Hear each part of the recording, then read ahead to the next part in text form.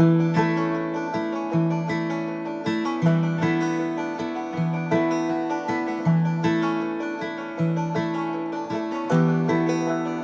I was a child, I didn't hear a single word you said. The things I was afraid of, they were all confined beneath my bed. But the years have been long, and you have taught me well to hide away the things that I believed in. You've taught me to call them all escapes.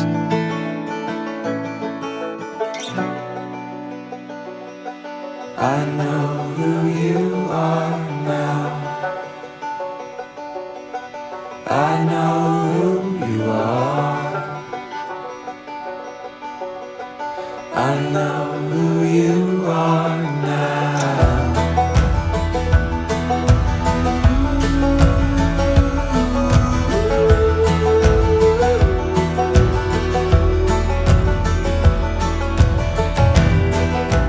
There before the threshold, I saw a brighter world beyond myself. In my hour of weakness, you were there to see my courage fail. The years have been long, you have taught me well to sit and wait, planning without acting, steadily becoming what I hate.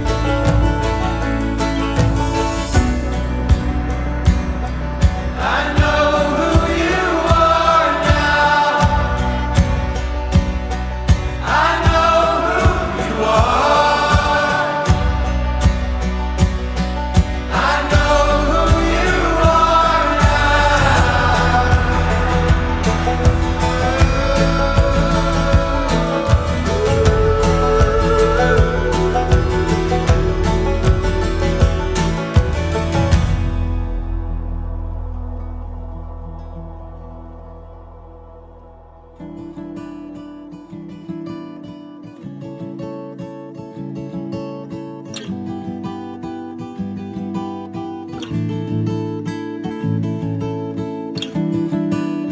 I have always known you. You have always been there in my mind.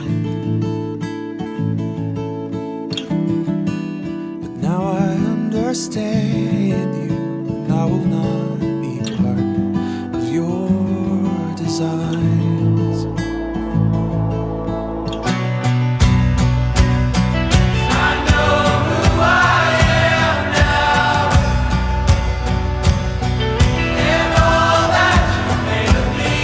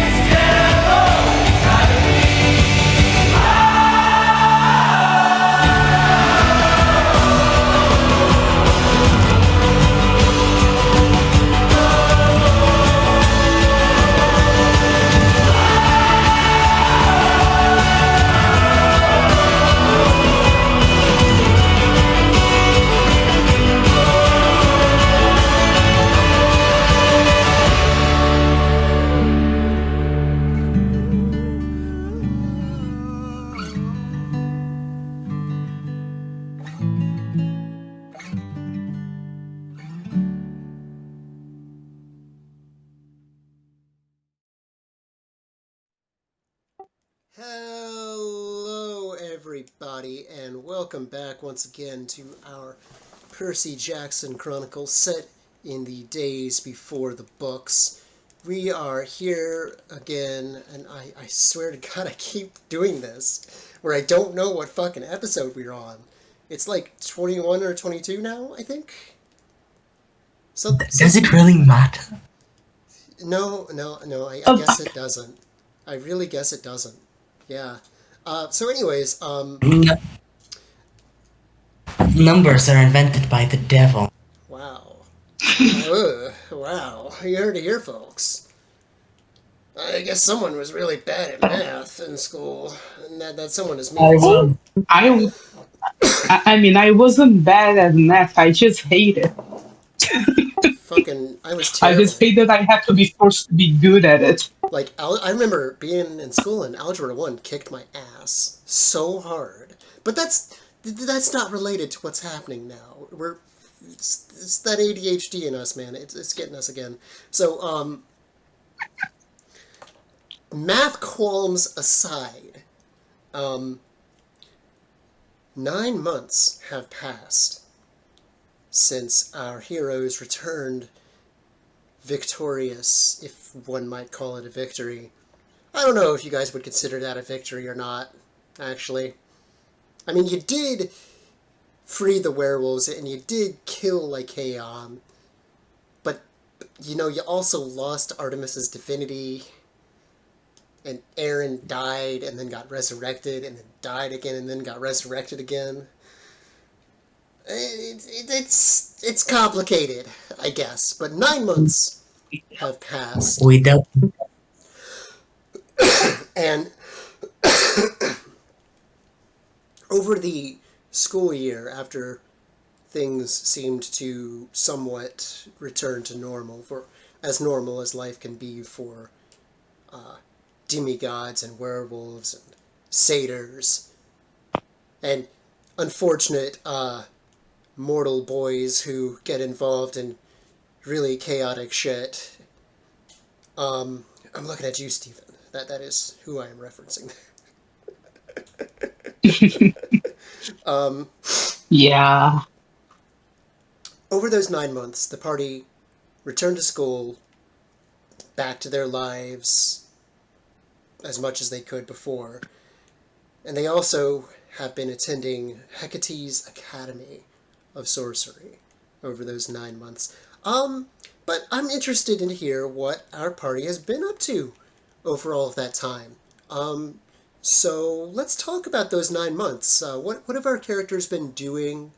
How have they sort of grown or changed? How have they been doing in Hecate's Academy? Let's just get a quick little synopsis from each of our characters. We'll start at the beginning of the list here with Halcyon. Um, Well, I'd say Hal has been, um, you know,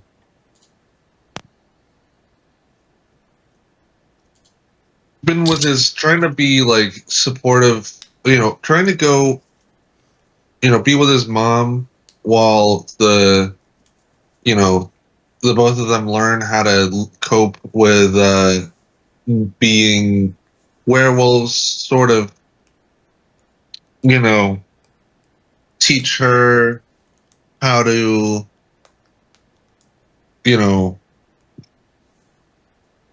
and support her with all the difficulties of being a werewolf now. Try to build like a support system and like make sure that they're that everyone's aware of the moon cycle and like how to control their wolfing out moments. And I'd say Hal would be a year rounder at camp, being like homeschooled there. Yeah, and going to Hecate's sorcery school and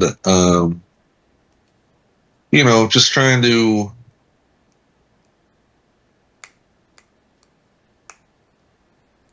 both make friends but also like cope with the the difficulties of being a demigod and a werewolf, and In a wizard school. in a wizard school. Yeah, so he's like, has a lot of weirdness thrust into his life that he's just like, I've got to manage all this. And also, I'd say he's been trying to like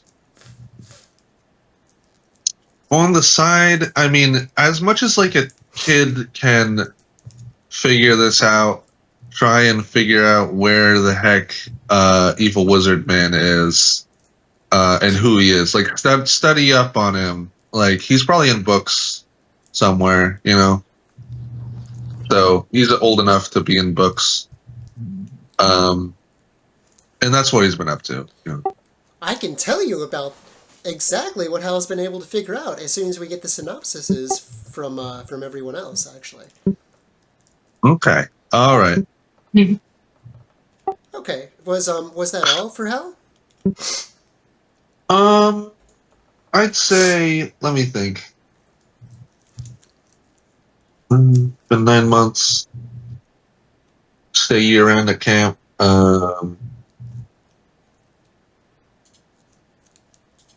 Yeah, I'd say that's the gist of it.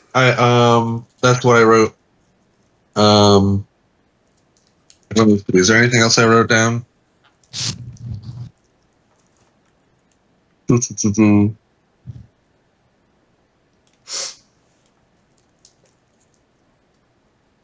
Oh yeah, no, yeah. Also, he just thought that going to public school as a werewolf might not be the best idea, but and that's why he stays year round at camp. But yeah, that's it. That's fair. I would say things have probably gotten a little bit easier for our werewolves.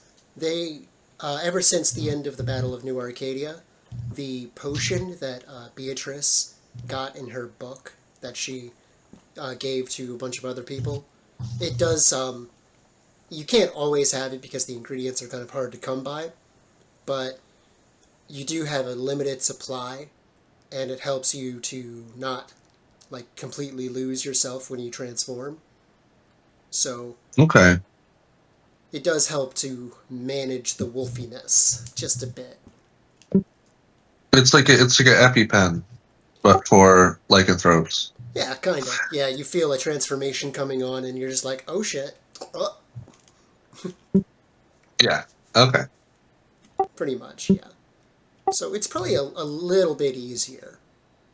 Just a bit, but yeah, it's totally valid that Hal probably wouldn't want to go back to public school. I mean, what kind of teenager wants to anyway, right? Unless you're a nerd. I mean, yeah, staying at camp probably in his mind is like super cool, even if sometimes people are afraid of him. Right? All right. In that case, Yeah. Michael, what about you? What you been up to these past 9 months? Okay, so Michael has been number one. He has been trying to like bring his pack back together, sort of like after all the fallout and aftermath of New Arcadia. He's trying to do that and help any other sort of stray werewolves who need a little help, just finding their way in their new life. Secondly, he is attending Hecate's magic school, hell bent on revenge. So yeah, he's training a lot. He still feels like an outsider at camp, so he's like not really around there too much. He's either like training or helping other werewolves. And then thirdly, I feel like he'd be doing what Hal is doing too, in the way that he is looking through books and like trying to figure out all about Escalon and how to defeat him. That's his name. You look at his name. I mean, Yeah. unironically, it makes perfect sense that they would struggle to remember his name. He's literally cursed to slip away from people's memories. So it's perfectly like valid that people would forget his name.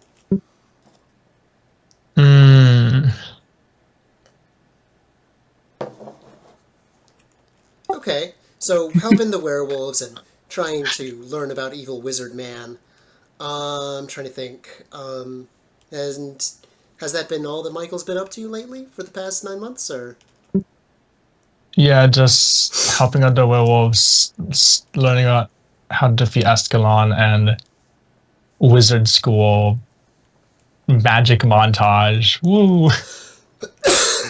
Real. Revenge montage, I guess. Wait, there's a GIF that perfectly encapsulates this. Oh, I love it. I know I said this before, but I just love it so much. That's good. Oh, that's good. All right. Anyways, Simon, what about you? Oh God, I didn't know I would come here so quickly. I didn't know it'd be my turn so quickly. What has Simon been doing? You can let Stephen go if you need time to think No, about no, it. no. As what did we say? We said that he was actually stationed near Hecate's magic school. He's been a little frustrated as the Council of Cloven Elders haven't been very receptive to the idea that Pan is dead. Did we? Oh, Yeah. The Council of Cloven Elders has not been very receptive to that. And they stationed him where was Hecate's magic school? It's in what is it called? I think it's Gramercy Park. I might be mistaken about that. It's in New York City. Yeah, so Simon was then stationed nearby, helping demigods and mostly actually working to help the nature spirits of the locale, and sort of also helping the destroyed forest they left in their wake after their battle with Escalon. That was his name. He's been hanging out with the party a while after school, though. Though he doesn't want to attend Hecate's, as he feels he doesn't really need, like, a traditional magical education. Okay. And while helping the nature spirits, he's been causing some trouble.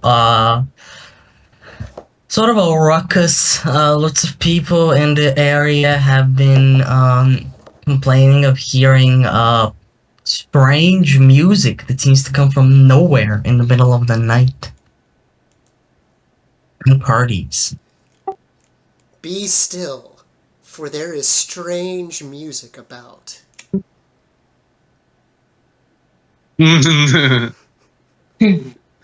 oh gosh.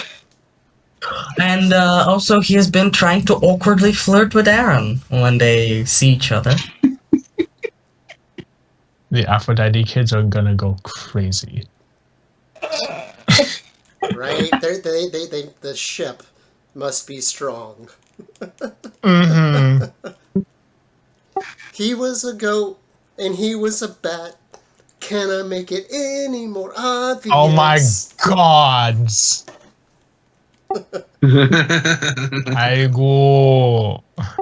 I'm surprised I didn't get a reaction out of you, Michael, from the TMA reference I just made. No, I was muted. Oh You could not hear my reaction. Oh my goodness.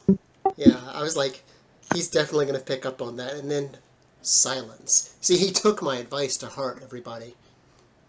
I was muted, half asleep. He was Sorry. still for their estranged music about. Oh And my that's when I God. disappeared. The stranger got him, everybody. Oh no! Oh no! Hee Look out for the clowns. Oh no. I'm not Different, afraid of clowns. different urban Anyway, fantasy setting, guys. Different urban fantasy setting. You think I'm joking with you, but I mean you don't realize it. It's the TMA PJO crossover you didn't know you wanted. Ooh, oh, that would be Ooh. cool. Oh, I just saw the Backrooms movie recently, and one of my sister's friends said it's like The Stranger. I was like, oh, you're so right. Right? I mean, it must be Yeah, incredibly uncanny. I mean, liminal spaces. That's yeah, literally in the stranger's domain.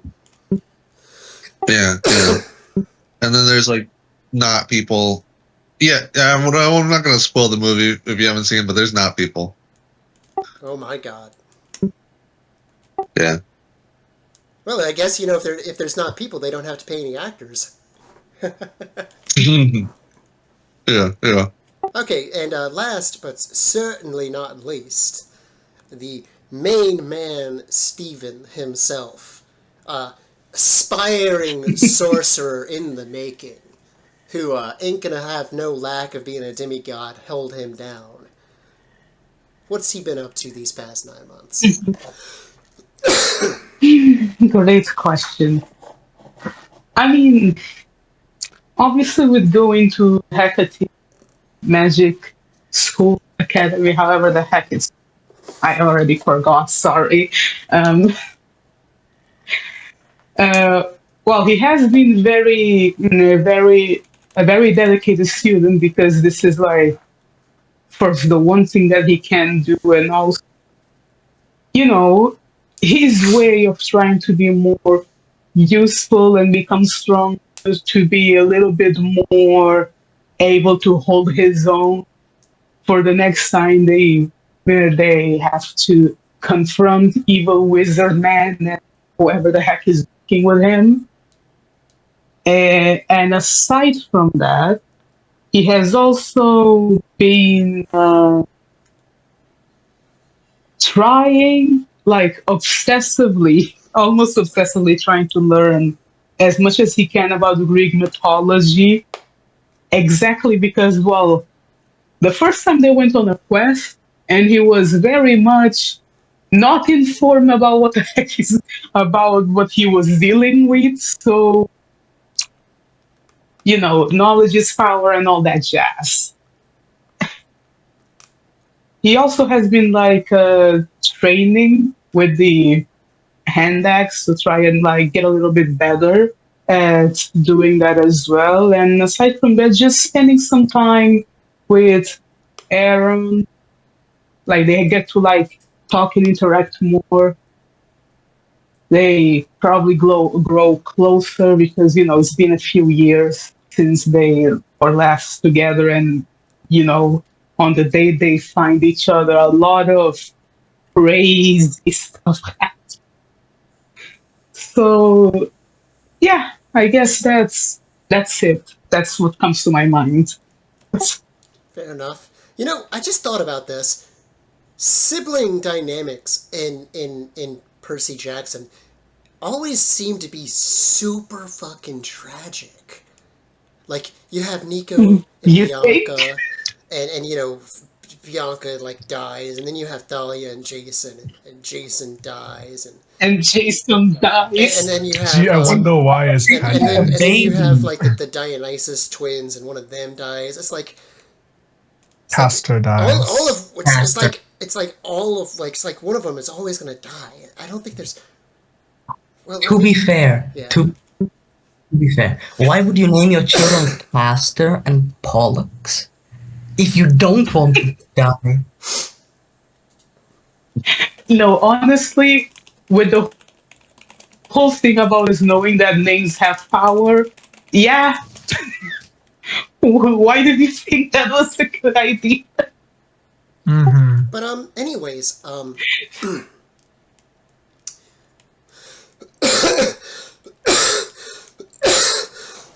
Oh, 1 second. Are you good? Are you okay? Are you okay? Um, God. Jesus. Oh no. Oh no. Oh. Yeah, sorry guys. I've been sick for like the past week or so, and yeah, I'm still kind of getting over it even now. I feel really dizzy after coughing so much. Wow. Um, Yeah, I can wow. imagine. Okay. You good? Yeah, I'm good. Sorry. Just. Ugh. Anyways, was that all for Steven? Has that been what he's been up to for the most part? Yeah. Yeah. Okay. Essentially. Unfortunately, your searches for information regarding Evil Wizard Man have been fruitless, shall we say. Ugh. You search for But knowledge. I'm fruity. I need. How can it be fruitless? I'm fruity. How does that make sense? How does that work? Sorry, it's Explain. just how it works, man. This is evil. Well, you know, he is an evil wizard man. Ugh. Though, honestly, I would say he's more like morally ambiguous evil... no, morally No, ambiguous evil. wizard man. But 100% that's just evil. me. We'll kill him. We'll dice him into little bits. Wow. And throw him into Tartarus. We'll carve his bones up. Wow. Oh my god. Well, you know, at least you're not like Haon and like tossing him into a stew or something, I guess. You know. Why I'm the not like heck my would fake we? father. Yeah, you know, I bet you that Poser trying to be my father. I bet you evil wizard You call would not be your very palatable.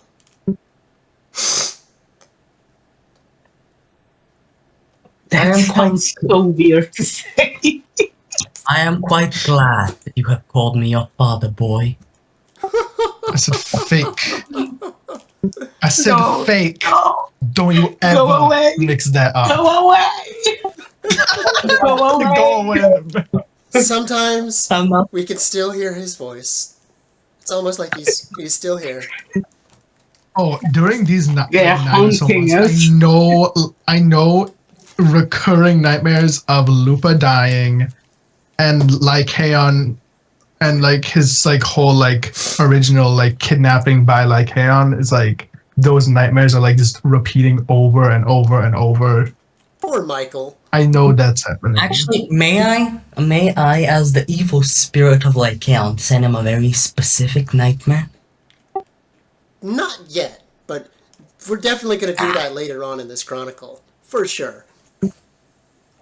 I like that. Damn, I want to torture him a little more. Poor Michael, though. You know, you go out with your friends to the woods one night, and then you're like, hey guys, I bet you I could totally attract a werewolf by howling at the moon. And then it actually happens. Oh. Oh. That's rough. But, we find ourselves today on the very last day of your training at the academy, at least for this year.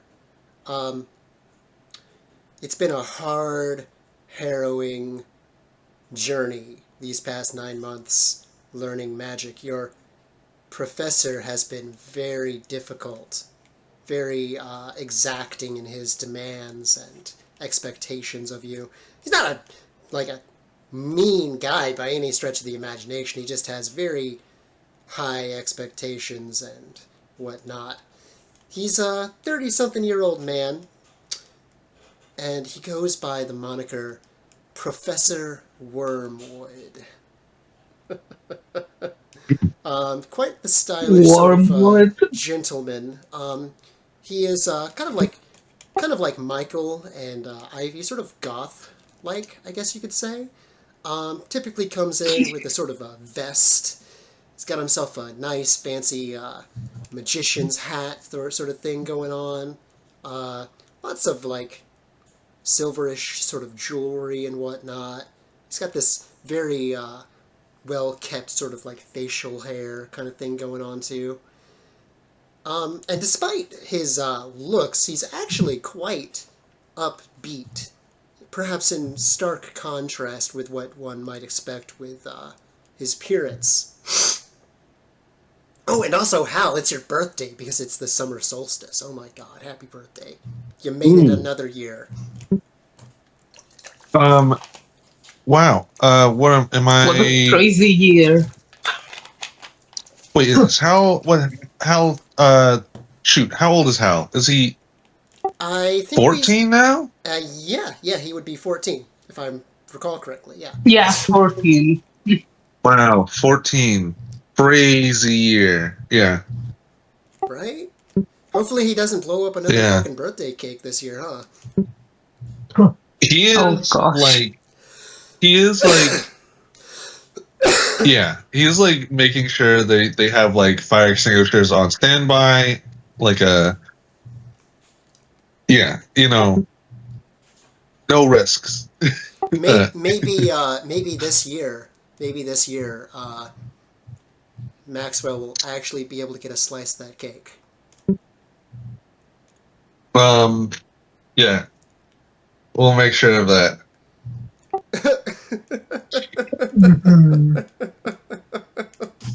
God. Or maybe something will happen to the cake again. Maybe this is just going to be an ongoing thing throughout this chronicle. It's just something somehow happens to his birthday cake every time. You can't have your cake and eat it too, Halcyon. What? You can totally do that. The people who say you can't do that don't know how to eat cake. Yeah, I guess they don't really, huh? I don't know. But you find yourself gathered into your classroom for your final test as aspiring sorcerers for this year, and you're waiting for your teacher to arrive, Professor Wormwood. What is the party doing in this time before he arrives?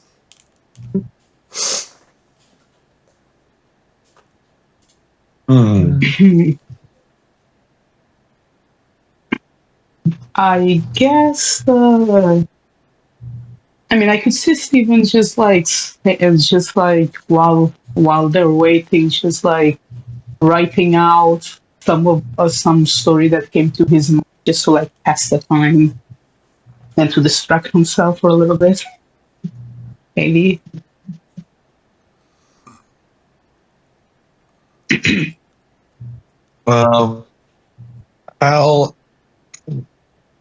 Hal is like what he was going to like look over his notes, but got distracted, and is now just like doodling on his papers. Michael is staring down his notes, just like glaring at them. That's the attitude of it. You better help me pass. I created you. I brought you into this world.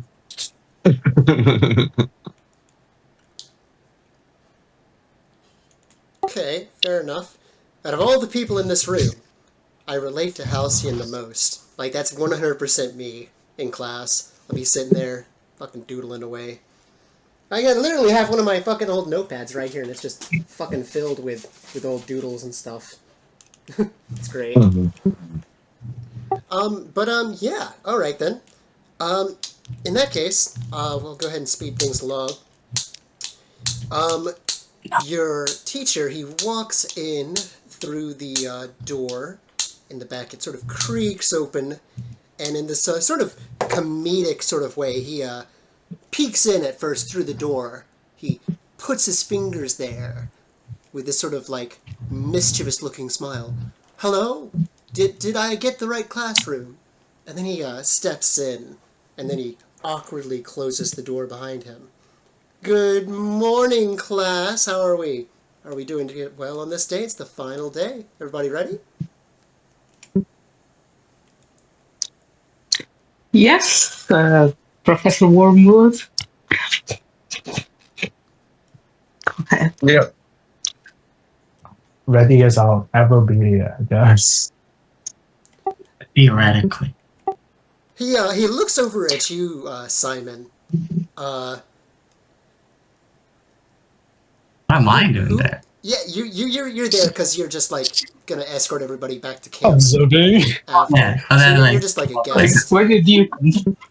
Or are you the TA or something? And he's just looking at you, and he's like, "Sir, do I know you from somewhere?"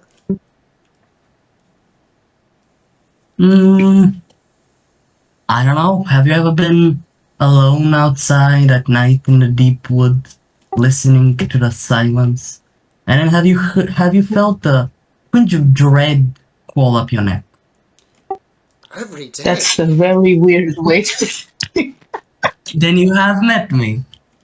Simon, he's sitting at one of the back desks.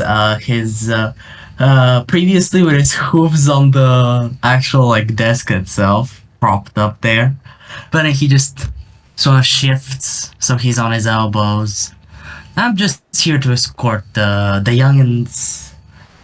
You know, Satyr, Camp Half Blood, permissions. Oh, Don't worry. yes, I remember now. Yes, yes, Lady Hecate did mention that to me.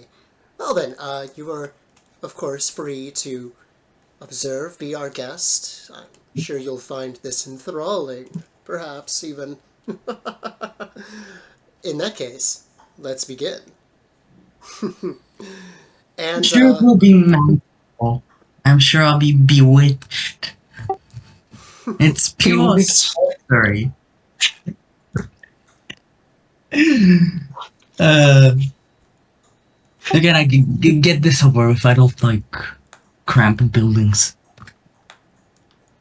well, let's have patience now. There's many wonders to see today, I'm certain of it. And, you begin to go through the final exam. The final is your thesis. It's to demonstrate the knowledge and understanding that you've come to have of sorcery over the past year. And the goal for you as students was to create your very own spell and to demonstrate this in a display at the end of the year. One by one, Oh, your God. fellow classmates go through, and they, some of them, they come up with their own things. Some of them, it doesn't really go so well for them, unfortunately. And then finally, of course, it comes to you. 1 second.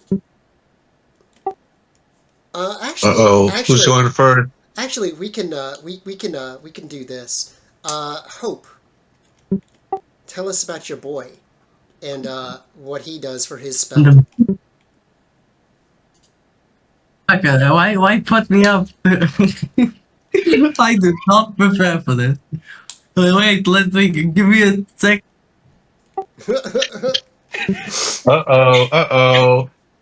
Oh dear God. I just want to put this out there.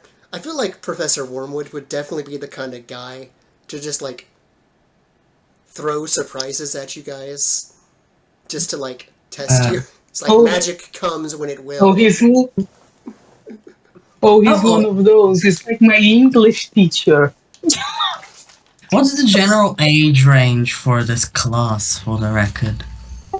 I would say it's pretty comparable to the ages at camp. So, like teenagers, 13 through probably 19 or so. Mm-hmm.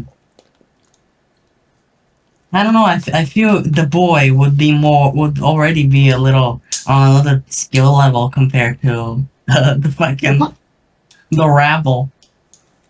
I mean, considering who his godly parent is. Yeah, I can definitely see Definitely.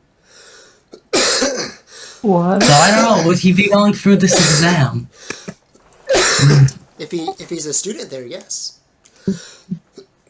All right. So you see from the crowd of people who've gathered for the exam, a boy that you definitely quite recognize. I assume so, though he doesn't usually hang out much with your group. He looks a little older than the party, though not by much. And he's not very broad in the shoulders, of a little softer build, kind of like Aaron is. Light blonde hair tied into a ponytail. Pale green eyes as he moves forward and shows off the spell that he has invented. And could I say this is when he invents the Curse of Helios? Sure, tell us about it. The Curse of Helios is a certain spell that takes a very quick vocal enchantment that calls upon the light of the faded titan Helios and causes any metal that is carried by another person to heat up until it glows white and burns them. Okay, so it's like he has like a metal object and he just like superheats it, pretty much. Yeah. Okay, just Or if you want to be extremely fancy, which he has done in the subreddit, he takes. Can we bring weapons into this class? yeah. For demonstration. Okay, so he just takes off his arrowhead pendant, and a spear forms in his hand, and he just slams the shaft into the ground, and the spear tip glows bright red. Okay. Does he pass? Professor Wormwood, he's sitting there, he's sort of stroking his chin as he's observing your wonder working, and he just nods with a smile on his face. Well done. Very well done. I can see a lot of usefulness for this in perhaps disarming others and protecting yourself. You Or pass. cooking an enemy up? That is wonderful to hear. Thank you, Professor Wormwood. And he turns towards Freddy for a second, and he exits. Yes, please do return to your seat, Mr. Salem. Mr. Ashwood. Oh, that's why he's so familiar. All right, who from the party wants to go first?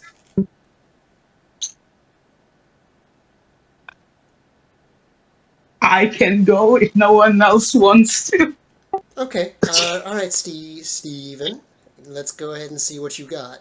Show me your moves. Okay, so it's a new spell, not from the ones that I already sent you when we questions, is it? No, it can be one of those that you made.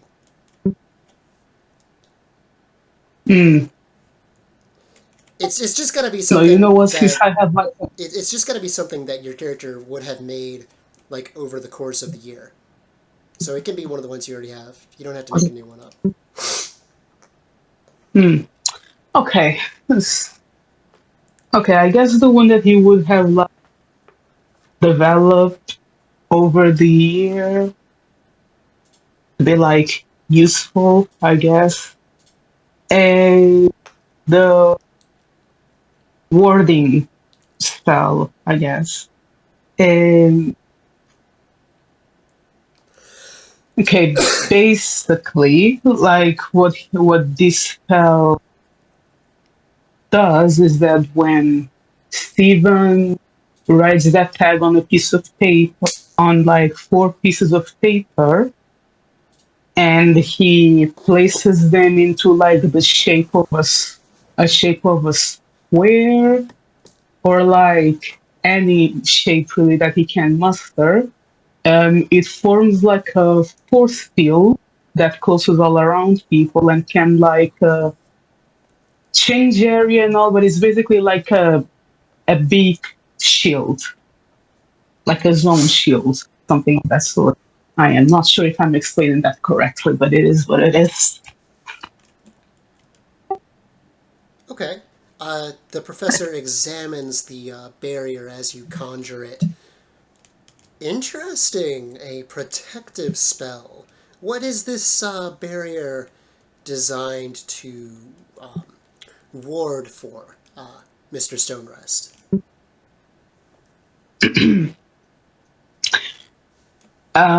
Good question. Okay, okay, okay. Well, I designed it more to be a protection against hostile sorcery, sir. So it's supposed to ward against spell. As long as you're inside of the ward, it should protect you from most spells that would target you. He nods at this. Smart. Especially considering current given circumstances in the world. Very good. Very well done. You have passed, Stephen. You may return to your seat. Thank you, Professor. All right then. And Hal, you're up next if you're ready to go. Okay. Alrighty. Mhm. Al is like, okay, all right, here we go. I'm doing it. Walking up, ooh, It's like holding like a. What were you saying? I said, this is like me. I have to presentation in front of the class. He the He's like, professor takes note of your nervousness. He says, "Oh, don't be shy. It's gonna be all right. No one here is going to judge you." all right, here we go. All right, and he's going to um essentially do. He's gonna like have his paper in front of him. He's got all the you know notes and sigils on there, and he's like, all right, I got this. And he's gonna do like a Bigby's hand, like a giant ethereal hand, Oh, like it, but like I'm gonna say he does it like a little too big for the space for the classroom. I know we're not like really rolling for this, but I just want to say like it's like oh no, it's like pushing around desks already. It's like, oh, sorry, wait, I got it. It's like, you know, pushing up into the ceiling tiles, like big hand. Okay, I didn't make it. I didn't mean to make it this big. Um, but yeah, you can see how this would be useful. In a fight or defending yourself. Um, or if you needed to open extra big can of pickles, or if you needed somewhere to sit, or if you needed to lift groceries. Yeah.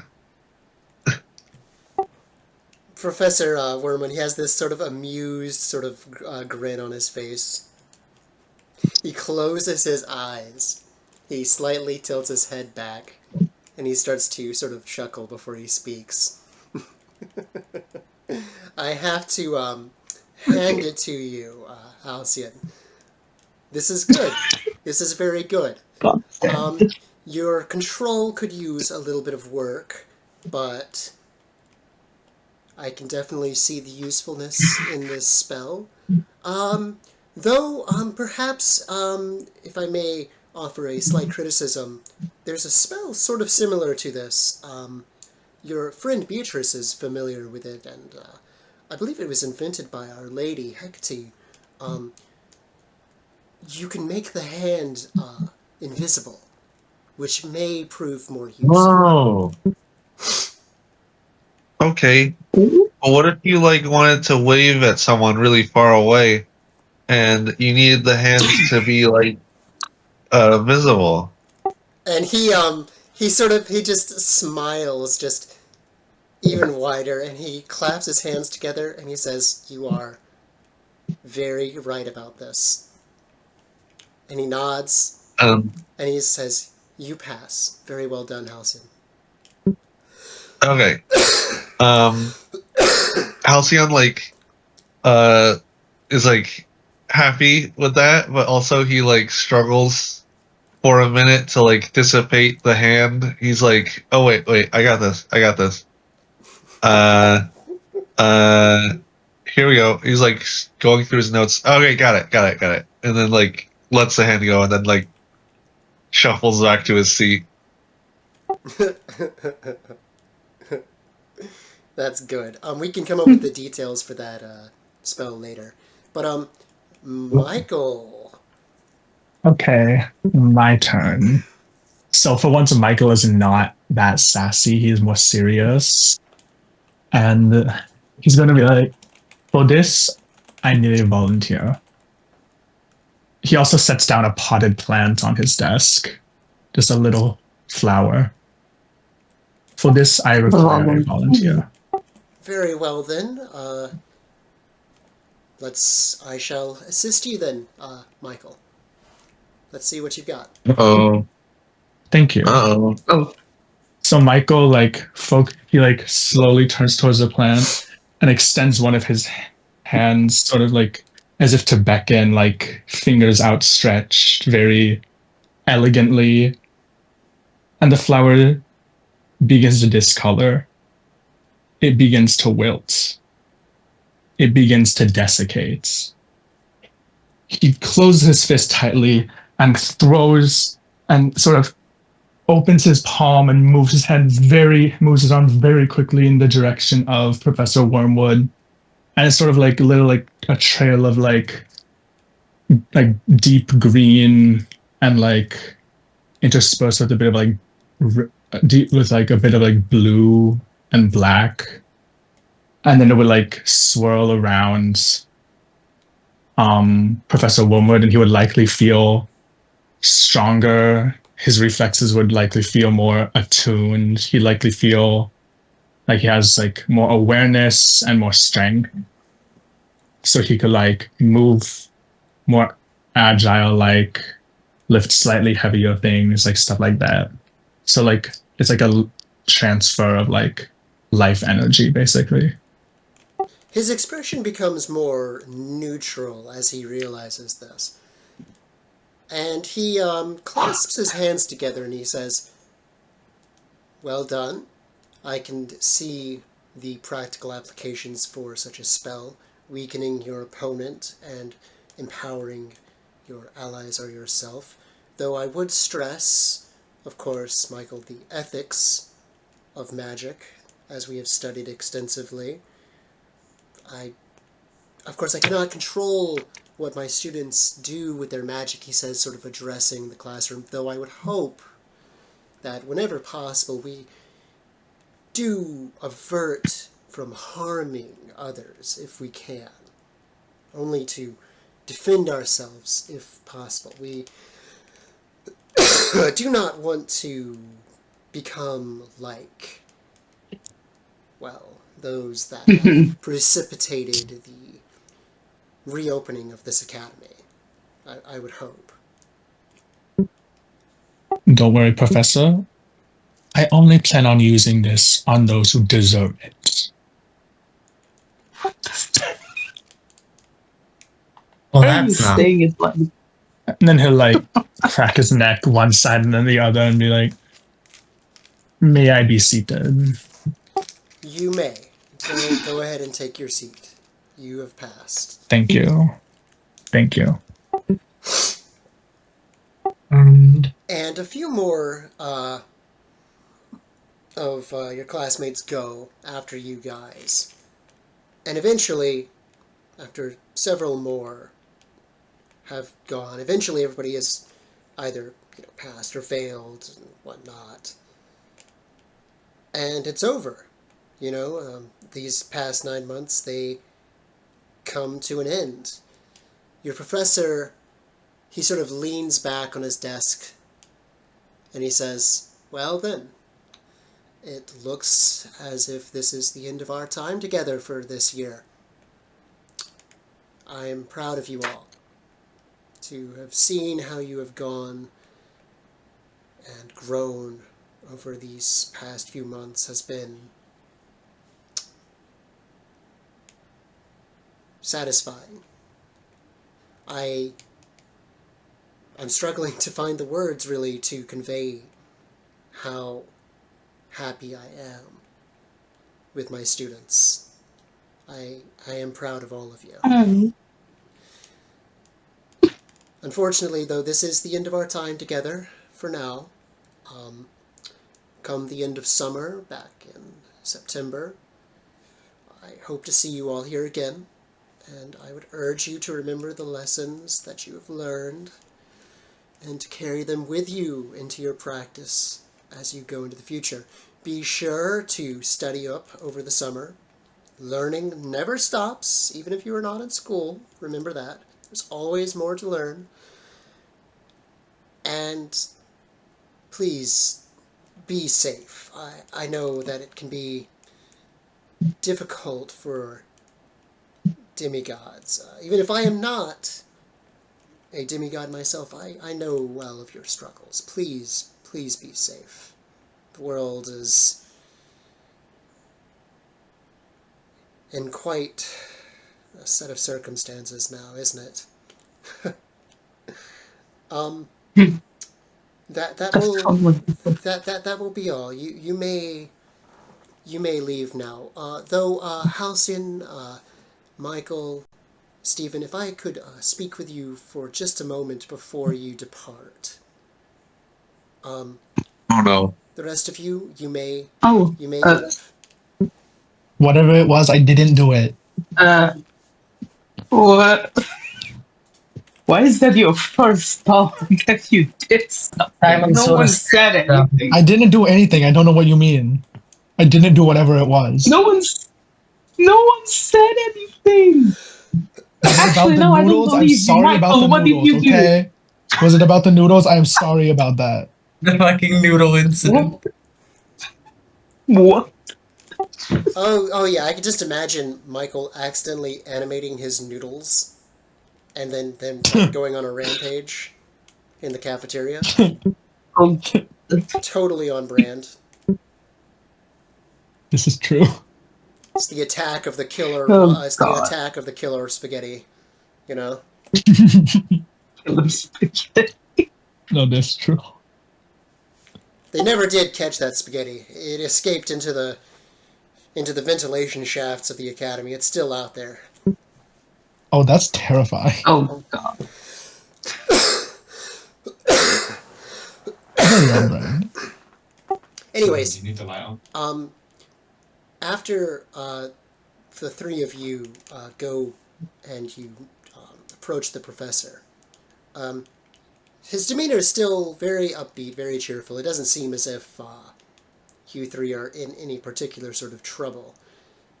He says to you, "I was told by my lady this morning that she wanted to see you and to talk with you three briefly before you go back to camp."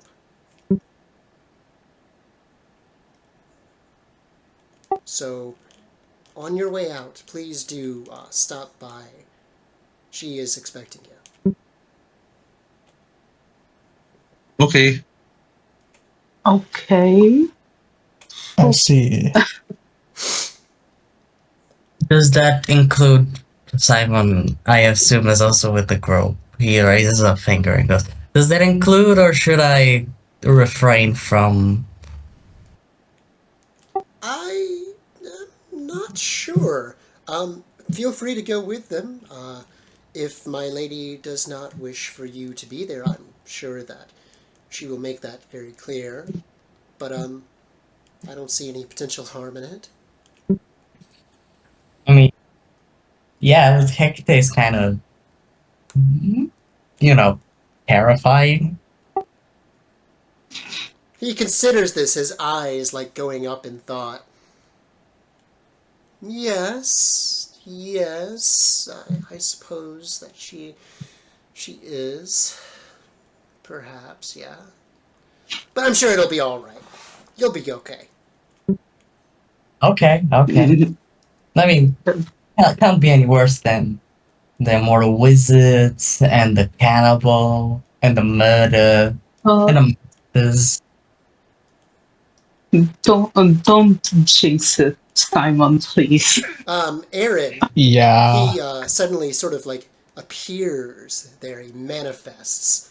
And he says, with his arms sort of crossed, he tends to take on the appearance that he had in life, more so than his appearance as an Onoroi. And he says, how scary can it be? I mean, I already died. Right? What's scarier than that? And you see Simon just sort of go red and cover his face with his hands. Michael's just gonna deadpan Okay. stare. Just his expression. His expression is the embodiment of the phrase. Are you kidding me? Um, okay.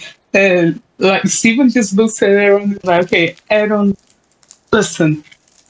And we all know that like the worst thing that could have happened to you already happened. But if there's something that I have learned through all these months studying Greek mythology is that there are some fates that may or may not be worse than that, but what do I know? And you see Simon sort of take his hands off his face, look at Aaron, and just go, "Hi, Aaron," and then he just puts his hands on his face again.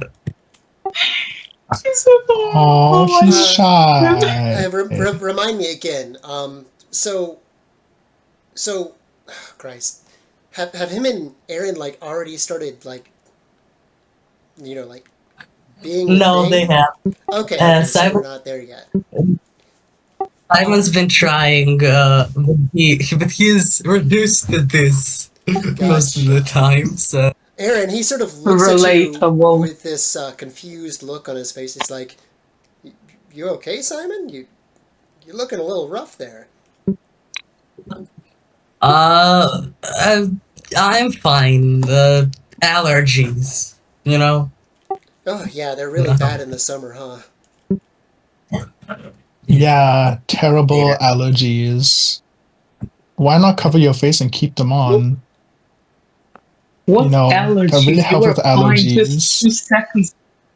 What allergies? You were fine like 2 seconds. Steven says, not clearly not understanding what the heck is going on. Even I will headbutt you hard. What did I do? What did I do? Expose. I mean, what? Who said that? Not me. Come on, like well, you just have to kill that plant. What? I'm sorry. Okay, sorry that I might not be like acting, with all of the information. I'm just confused. I'm sorry if that's a crime to you, Simon. Jeez. Okay, I'll just wait for you outside. And he just casually leaves. Yeah, because I bet his allergies are going to be so much better outside this very particular room. Definitely. I have very specific allergens that I'm vulnerable to. Guys, he's allergic to a room. Simon is allergic to a room. Totally, it is definitely what it is. He's allergic to bat boys.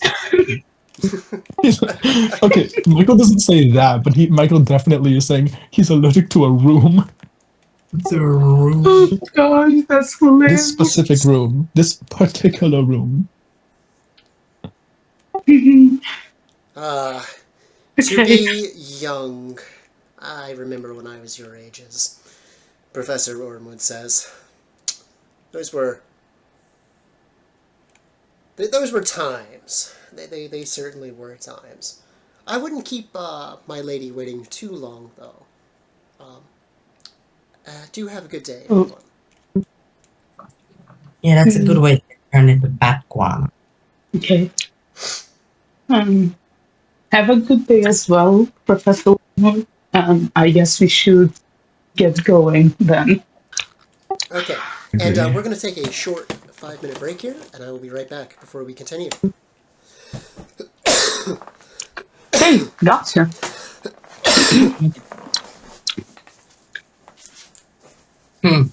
I want to do something actually, but how many of our players are clear-sighted? Clear-sighted? Yes. Steven is? Michael is. Fair enough. Oh, but actually, Why? that would be another ability which you probably don't have. So I'm in the clear for this. Yes. What does Yeah. that mean? What does that mean?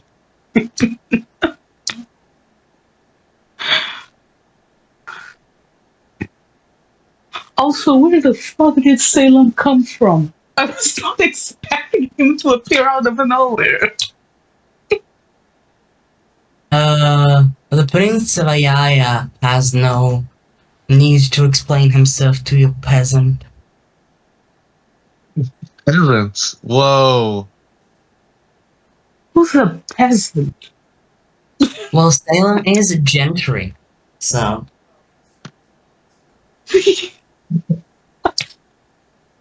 Don't fucking call me a peasant, child. What the heck? Well, we're getting some conflicts in the party.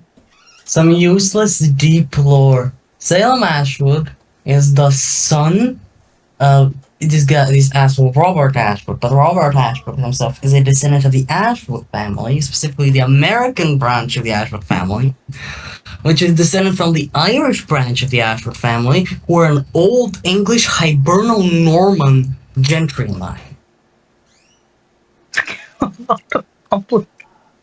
Yeah, the Ashwood. They are something. All right. The American branch specifically. I'm talking more about them.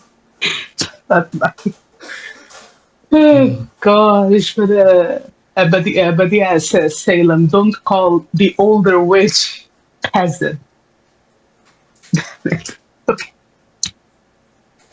God damn it. I specifically had Simon completely disinterested in standard academic magical practice, by the way. It's so funny to me. I am Yeah, pretending no, that's in the dorm bathroom, so I do not What? disturb my roommate. that's fair. Why I'm not just kick your roommate out? No. I'm not oh a gosh, bitch. we're daddies. Don't worry, daddies. You know, sometimes people just don't like confrontation. Did you know that I have the ability to not be aggressive all the time? I know I don't really get it off because I am very sassy. But no, I have the ability to be non-confrontational. I Non-confrontational? mean, Really? what do you Well, mean, not to you, really? obviously.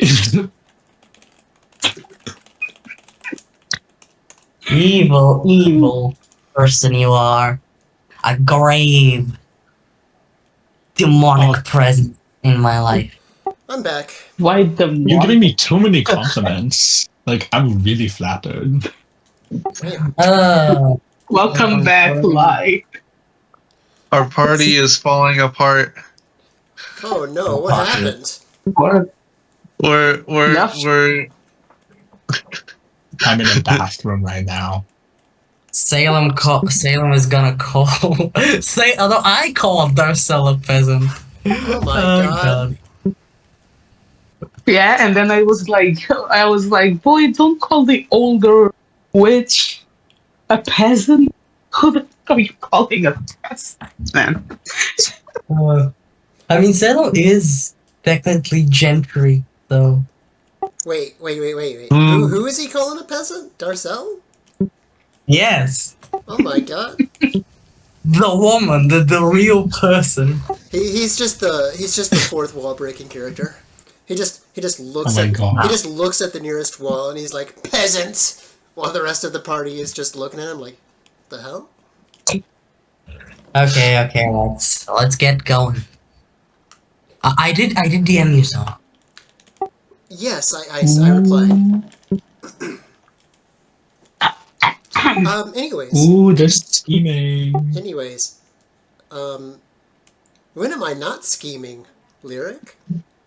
This is true. You're Did gonna I ever you're tell you? gonna Yeah, send I no. Simon told as Lycaon to give me nightmares. I just did I ever tell you guys about my friend's reaction when I told them about Escalon's like plan during all of this and like Oh his no. machinations? Like Oh, she was just shocked and she was like, "Wow, that's so fucking clever."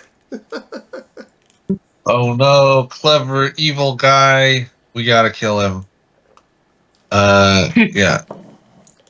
We're gonna have to we're gonna have to murder him.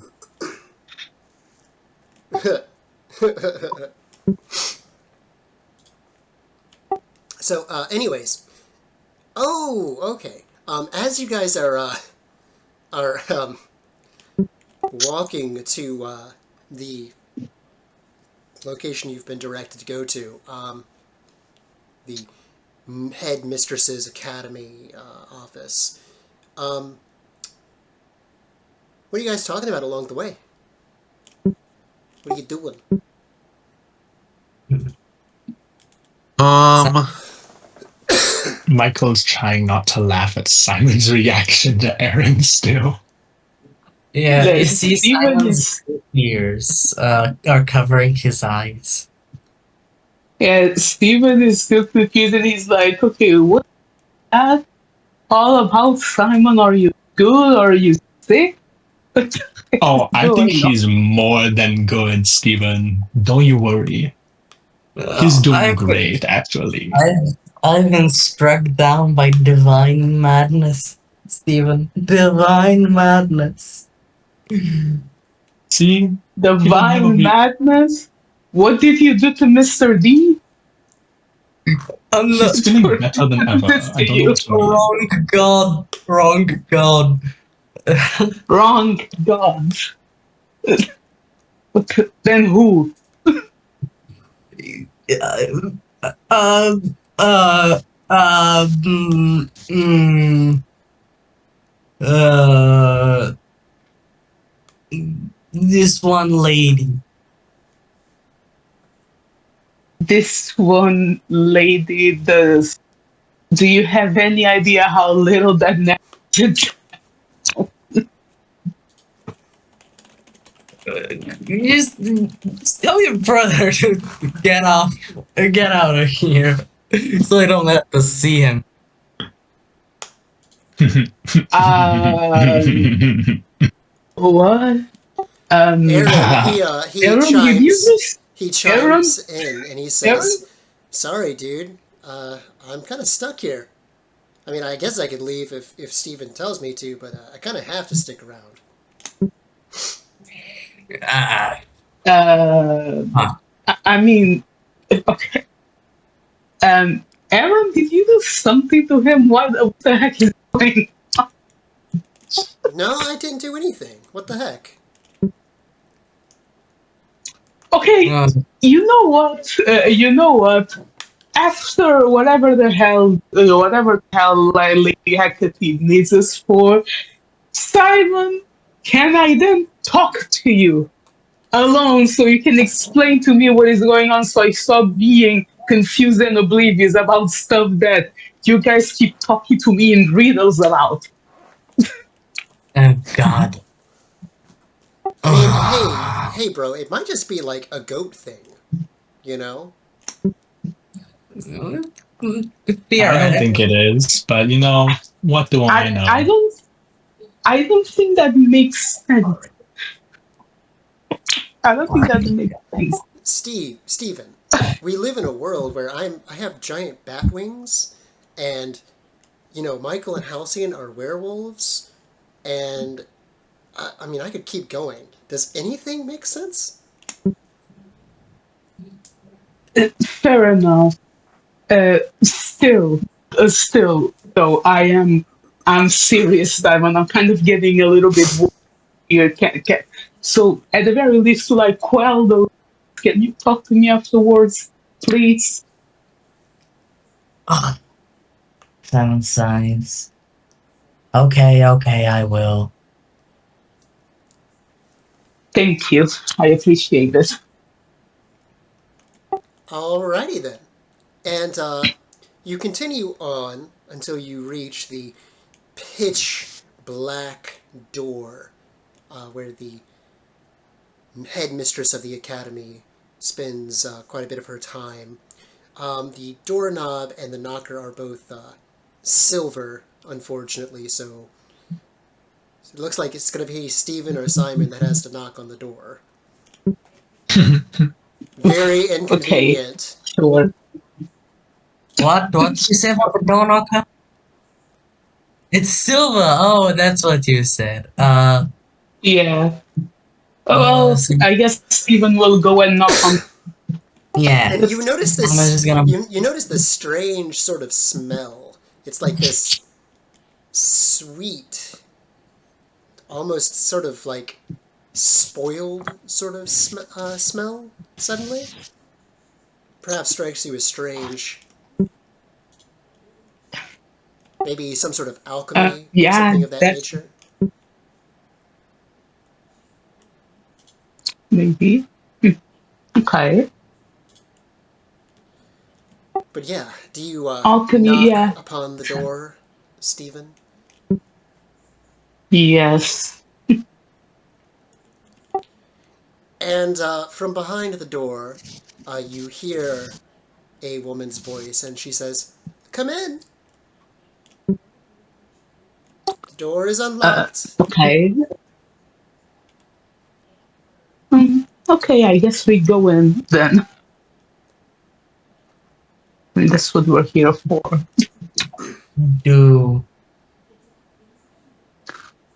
Oh, What were you? Simon sighs. And Simon sighs and then sniffs the air. That's weird. I don't. What? Okay. Who puts bread out to spoil? No, that's Uh, meat. That's meat. that's what? Meat. Excuse me. It smells like a fucking road cart. Ooh. What? Ew. What? There's meat? Did I hear that correctly? Meat? Yeah, you feel you can all smell a stench like old rot, sweet and Ugh. Must be the Okay. spaghetti noodles and meatballs that got lost in the ventilation system Oh, from yesterday. Sorry. Again. Wait, actually, no, that wasn't me. I didn't do anything. You know, every time you say that, it becomes less and less. Stop saying that, and maybe we'll leave.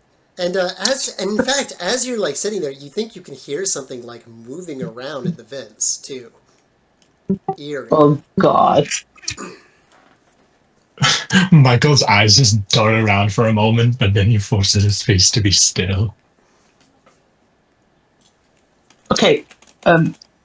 Whatever. Not important. Let's go in. yeah. Just gonna have, my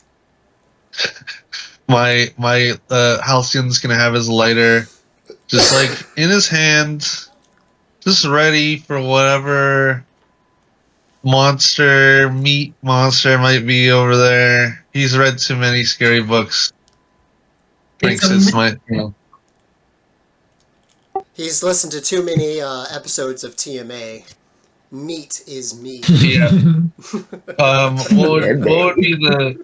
What would be the '90s equivalent? He's read too much Twilight scary Zone. story, He's Twilight Zone, he, scary stories to tell in the dark. he's read too many Goosebumps books. Goosebump.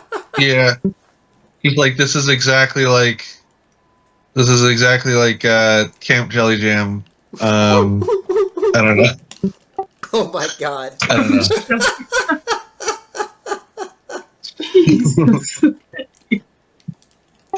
Okay. I don't know. Is Okay. that too deep of a cut? It's always too deep of a cut. Oh my god. See, most of y'all weren't even fucking around in the 90s, but I was there. Briefly. But I was there. Hmm. So different Yeah, I times. was. I was not there. But anyways, you enter into the office, and all around you, you can see just it's like it's just wondrous in here. There's different sorts of potions being brewed, all sorts of grimoires just laying about. Some of them are even sort of floating in the air. There's this sort of like, I forget what it's called, but it's like a three-pronged candle kind of thing with these green sort of flames burning. And there, sitting at her desk, you see Hecate, and she seems to be cradling something in her arms, in fact.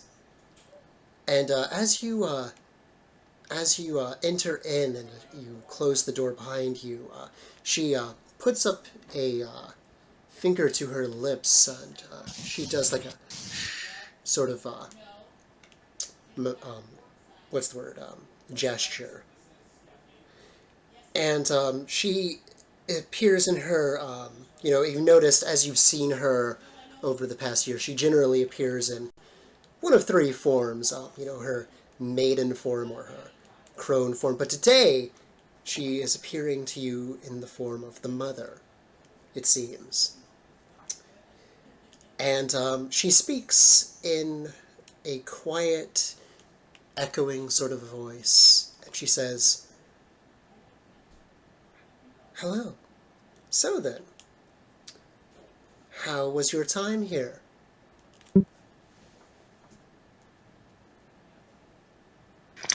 Um, it's been very productive and very interesting. Glad that we could join, Lady Hecate. "Yes, and I'm glad that I could have you here. I had shuttered my academy some time ago. Mortals, they seem to have just lost so much of their appreciation for the more wondrous aspects of reality. Alas, what can you do?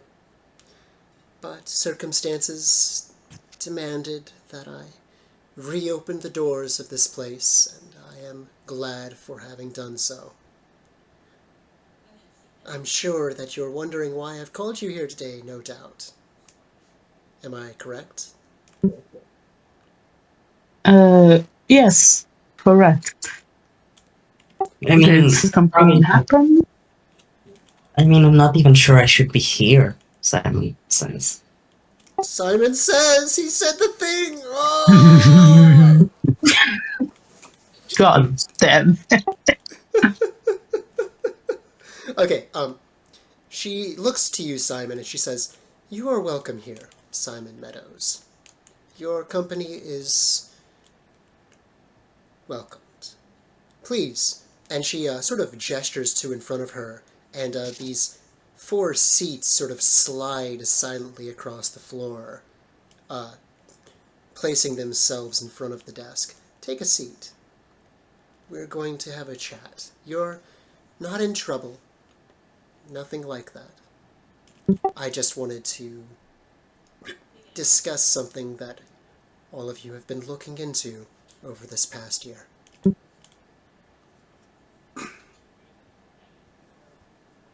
Simon takes.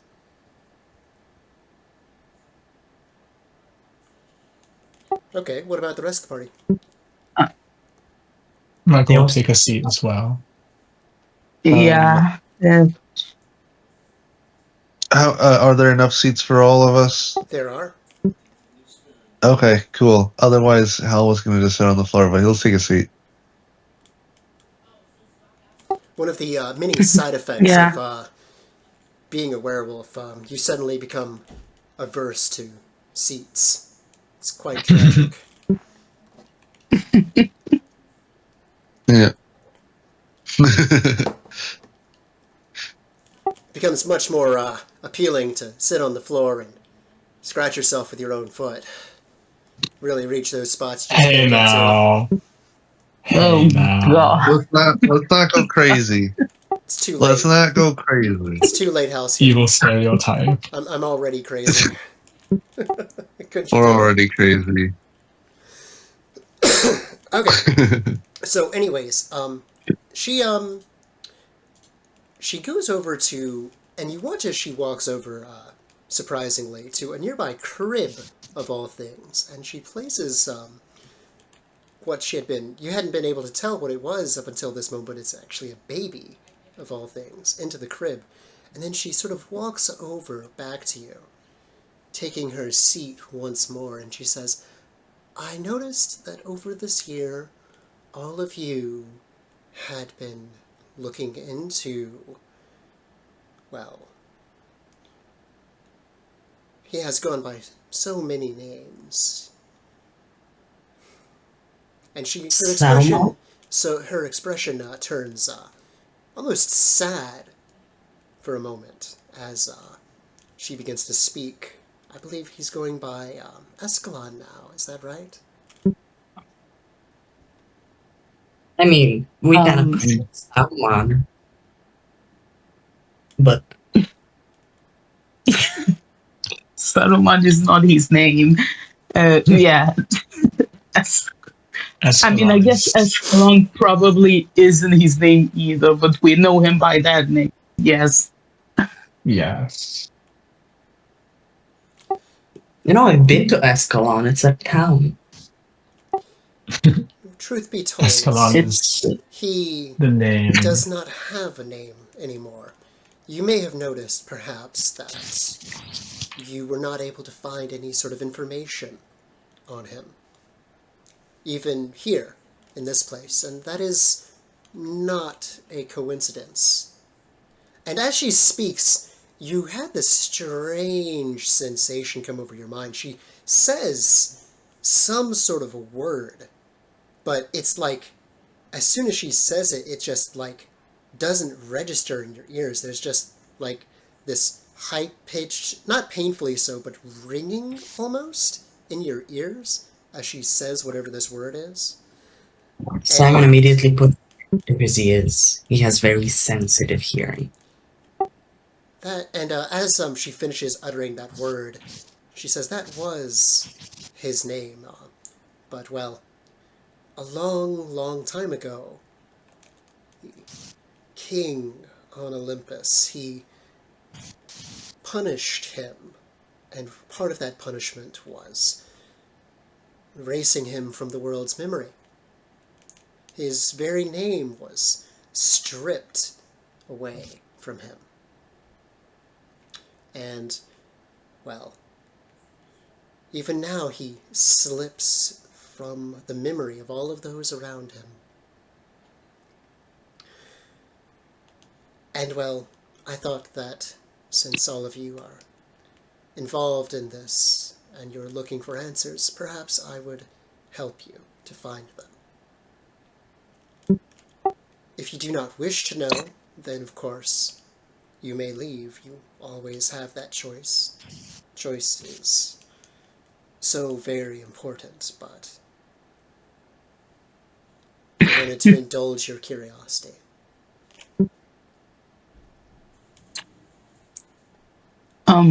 Well, I personally would like to know. I don't think that anything, was any information is good to like figure out what to do when we eventually encounter him. it's better for us to be prepared before we face him, yeah. Yes. Especially if you tell us some way that we can. Simon looks down at his hip where his Sika rests. You know. I'm afraid that will be of little use to you, Simon. He is beyond physical harm, as you may have noticed. Athanatos. He Oh, is beyond oh death. yeah. He is. Sorry, you broke up there at the end, Simon. He is what? Beyond death. Like the gods, almost. In a way, Mhm. yes. The other part of his punishment was that death would never be allowed to take him, and he would wander the earth alone until he had learned the lesson that What Zeus even wanted him to is learn. that lesson? Is Throwing that lesson kids. that That, warrants all of this to be worth it? I mean, I guess the lesson is that throwing kids out of windows isn't morally righteous. Damn, if Max were here, he would be like, I don't know, he would be like, that is uncalled for or Uh, something. or like, yeah, hell yeah. He should be. I don't know, but he should be dipped in the leaf.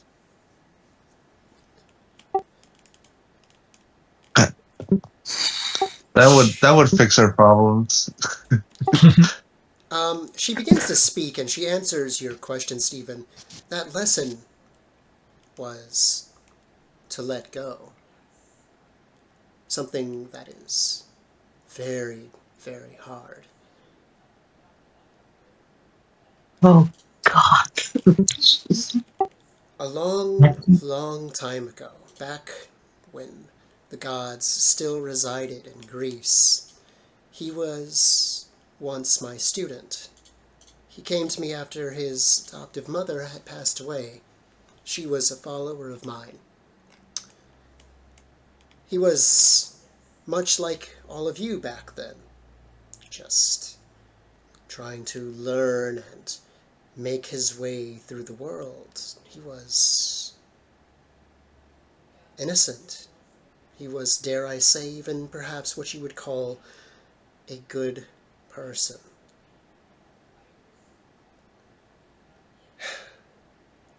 He was many, many things. He and I we were close. And I fear perhaps that I am partially to blame for the fate that befell him. He and I, we... She looks over to the crib, sitting nearby.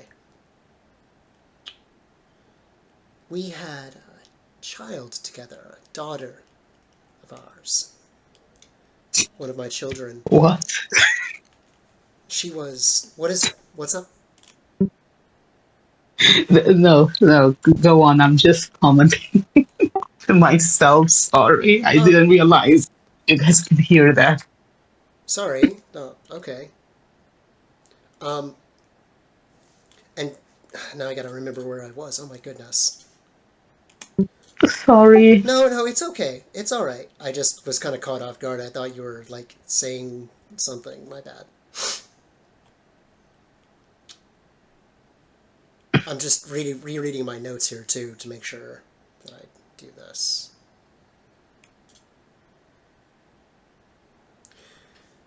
She was, as many of my children are, very gifted in the arts of sorcery. Stronger than perhaps even her father was. But she had a sort of lust for the world, for seeing what was out there. who doesn't want to see what is out there, after all. Perhaps on that night you can recall how he reacted to Artemis, his wrath towards her. That was no coincidence. As our daughter grew older, eventually she decided that was the path that she wanted to take in life. Back then, he was much more accepting of people's free will and choices. All of my followers are. And so, reluctantly, he allowed her to go and become a huntress. And so she did. And unfortunately, as is the fate of all of Artemis's huntresses, she perished in battle.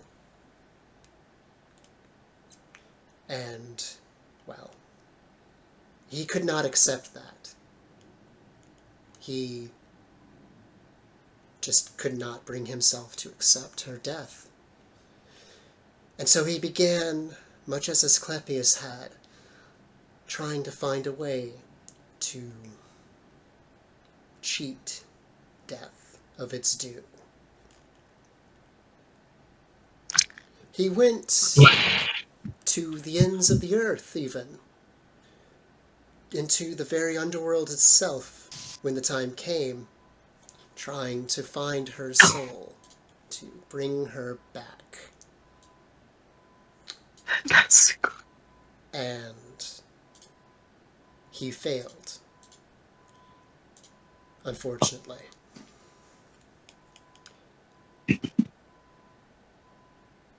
I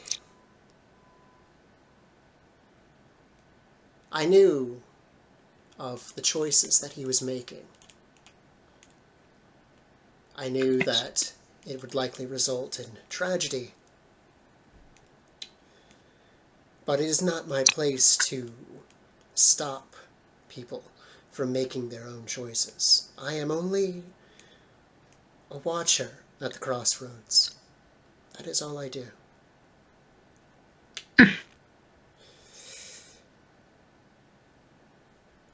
He was found in the underworld, and he was taken for Zeus, for punishment.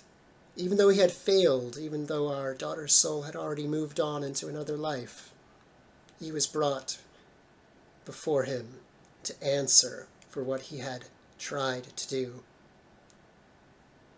And Zeus, always being one to uphold the natural order of things, would not show mercy to him. He slew Asclepius too, didn't he? That he did. Sam. Yes. But he did not kill Escalon. No. That would be too easy. Perhaps that was what he was thinking. I do not know precisely. So he cursed him as he has been cursed, and, well, that's where we arrive to now. 3,000 years later. So, let me get this straight. You boned the wizard man?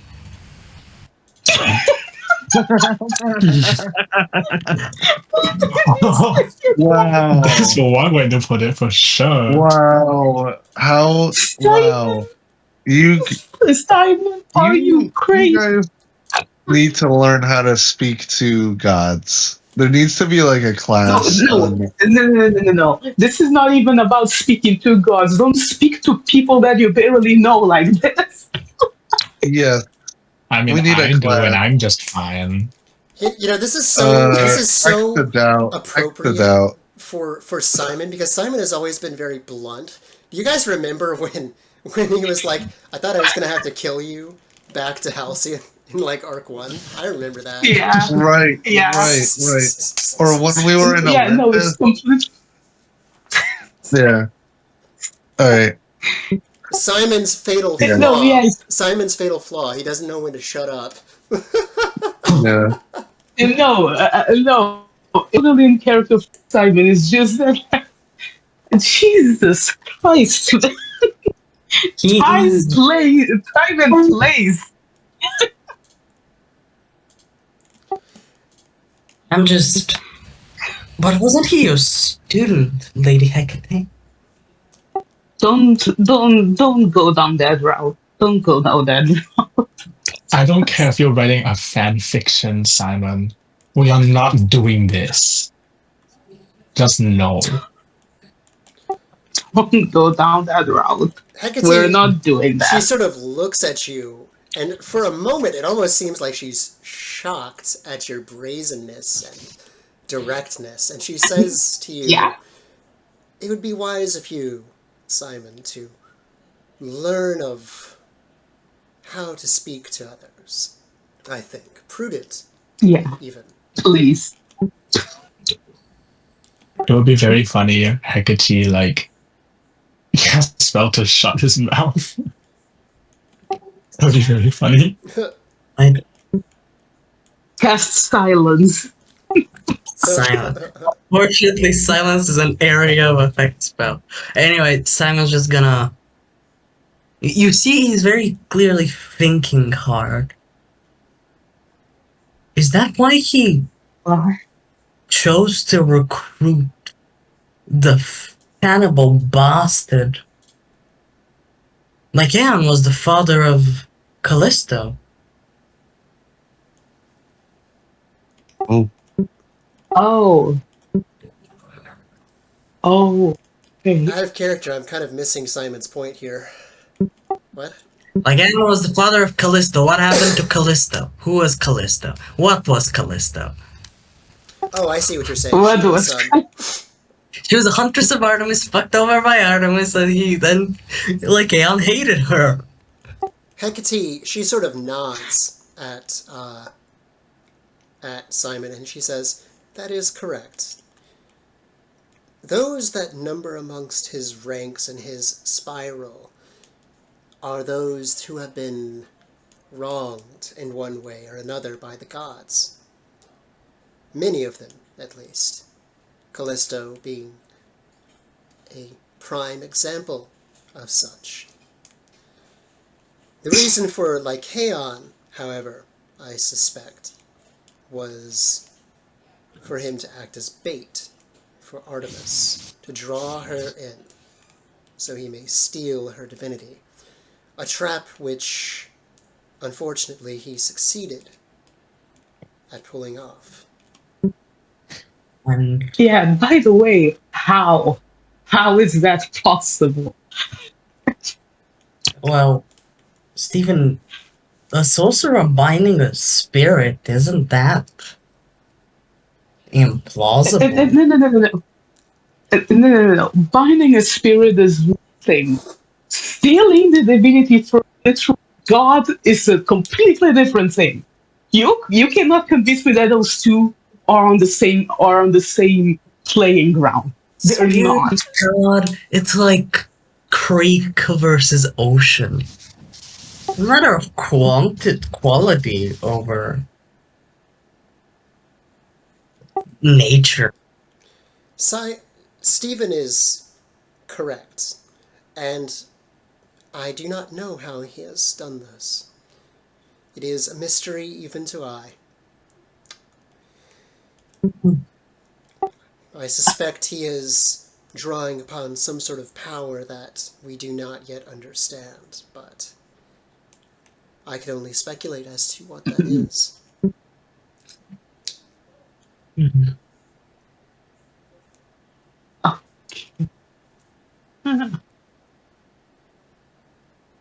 Can speculate.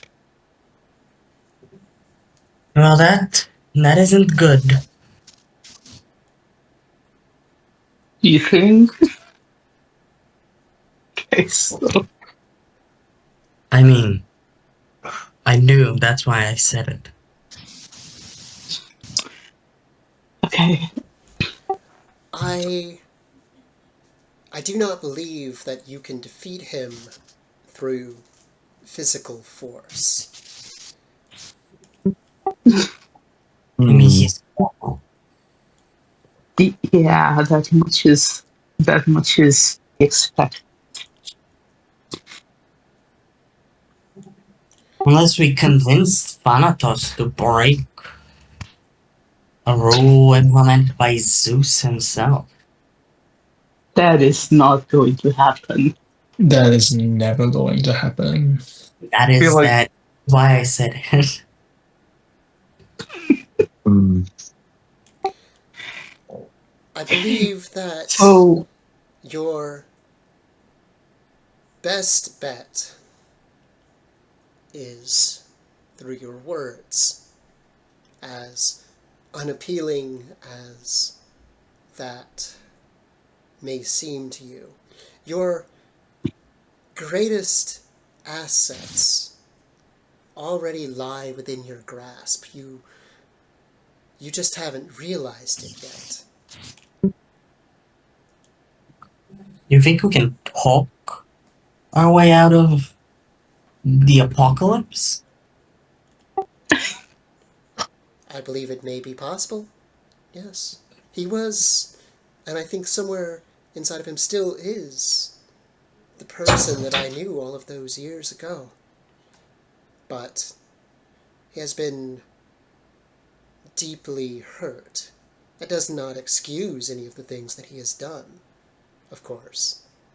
But hmm, it is something to remember and to take into account. Wouldn't you agree? Hmm. I guess, yeah. Catch more flies with honey than vinegar. Precisely. Hmm. I have Soon, an idea. soon, you will embark on a journey. It will take you very far across this land, and along the way you will learn of a great many things of which you do not know yet, including the keys that I believe will open your path to victory. ease. Hmm. Very specific phrase. Hmm. Is it? Simon shakes his head. I mean, I don't. All right, everybody. Simon shakes his head. That means you guys have to do it too. But Simon didn't say. Simon didn't say. Right, right, okay. Mm-hmm. Hmm. So, yeah, how does the party sort of react to this information? Mm. You see, Simon's kind of thinking of something. He's got his legs up on a chair, and he's sort of sitting cross-legged on it, and he's thinking. His little tail is bobbing up and down. But, okay. Mhm. Yeah, did you expect him to wear pants? No, no. That's not what I said. Okay, so this He's is. half naked. Yeah, always. He doesn't even like shirts that much, but you need to be proper. Hmm. Mm. Yeah. I'm just thinking we've tried talking to him before, and I don't know. Like, Han seems pretty convinced that he's in the right here. No, Alec, you're right. That I said the wrong name. I keep forgetting his name. That's what. Yeah. Escalon. He seems pretty convinced that he's in the right. Maybe if we learn more about him, we'll be able to get more tools to convince him, I guess. Talking seems difficult. Yeah, I don't know what else we could do.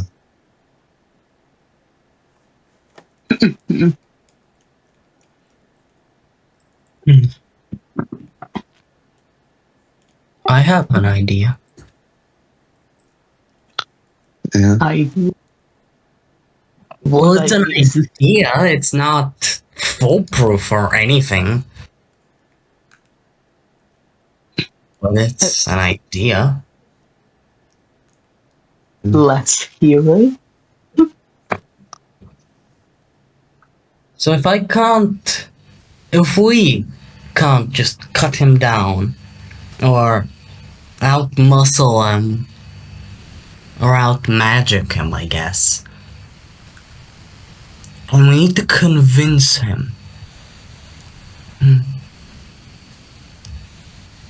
There is one person who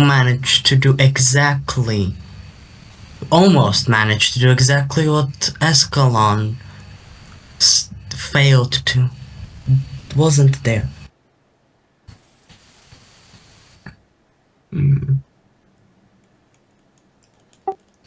Not sure who you're talking about out of character. Uh. I mean, how many people have saved people from the underworld? Sisyphus. Orpheus. That one. Orpheus Yeah. almost did. Yeah. Yeah. Almost. Snaps I think on it's a what. very important distinction. Maybe we can defeat Escalon how Orpheus convinced Hades. Yep. With a thong. Yes, With a that is. song? Yes. With a Yeah. thong. What? Are you Okay. serious? Wait, what? Okay. How about alternatively, we take Escalon, we dip him in the Lethe, and we call it a day. And you're gonna do that how? How can you I don't even know. lose Escalon? I'm making a strategy here. Okay, all right. I just thought all ideas were on the table. We just make Escalon forget about himself. Also, the Leafy. That's- I think weaker. Can it even work on him, Lady Hecate? Can? I mean, it's a pretty messed up solution, but I'm just like, I don't know. It's an option. The Lethe can work on anyone. On anything. Really. Oh, God. A pot of plant? I just, More. God damn it, Okay, it was a Simon. I potted swear plant. to- Let it go. I made this joke in the RP Discord. I mean, if you make pasta with the Lethe water, or does it become forgetty spaghetti? That's good. That's a good That's good. question. That's good. And I mean, I say it does, but yeah. How are we gonna get Leafy water?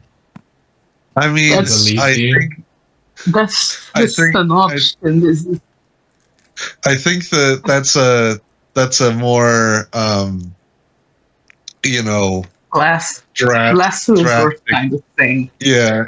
I think we should try talking to him first and see if that last works. resort. Also, Yeah. why Also, all of you so dismissive of, singing him a song about it? I'm amused. We can- he won't We can even sing him a listen to song. us speak. Ah, yes. Like- Okay, you know what? We'll defeat him with the power of music. Okay, I mean- you know what? Don't judge. Your suggestion was to talk to him. No, that Okay. was me out of character. I'm That was not Hecate. Okay. Oh, okay. I'm Okay. not I'm not I'm not judging. I'm not judging anyone. I'm just like I'm just okay, you know what? I've seen weirder I've seen weirder things happening with mythology from all of the reading that I've been doing. So you know what, sure, maybe it will work out. I mean, my music is so good I can make people dance without them wanting to. You can bend the wheel. With the without them wanting to is the key word. I mean, Okay. it's less that it breaks free will. I can't quite do that, and more that you know, it twists it a little. It's. Hmm. Is the song of the sirens magical, or is it just so good it could be magical? I mean, Why I don't are know. we asking? I don't know It's insane. the difference where the line is drawn. I don't think it is. That's what I'm saying. Huh?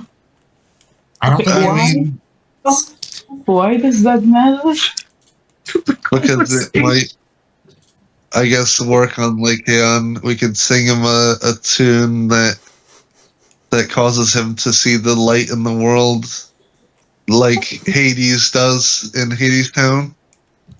Oh well, Maybe I sounds was as basic. I like how Halcyon is referencing Hades Town, even though Oh, it has right. not been invented His yet. town does not exist He yet. had a I mean, he had a dream about this wonderful show that's going to be made in the future.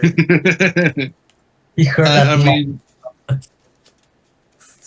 Oh, but I no. mean, Let's assume it exists for the sake of. I mean, the original myth or slash play that's not Hades Town. I don't know what it's called. Oh, there are plays for Orpheus Yeah, in Europe. They always have yeah. been. The yeah. It's like the oldest play to have ever been is the Orpheus and Eurydice. So are you But guys gonna like dance when you're singing this song too? Like, is there gonna be a whole routine for yeah. this? Halcyon would absolutely do not. We're putting on pyrotechnics. a musical number.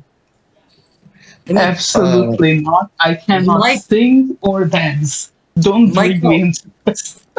Michael, have you ever seen how I like half my powers are music based? Yeah. So are we gonna create like what is this gonna be like a musical show? Like, are we gonna like what is this? Is Well, this a Why? plan? Okay, I'm gonna Do you play think my okay, someone why? likes the musicals? I'm gonna play my flute. Okay, Someone else is gonna sing, and the magic of music will convince him to not destroy the world. okay. Why are we So this so is why like fairy focused tales on this fail. idea specifically? Do you have a better one?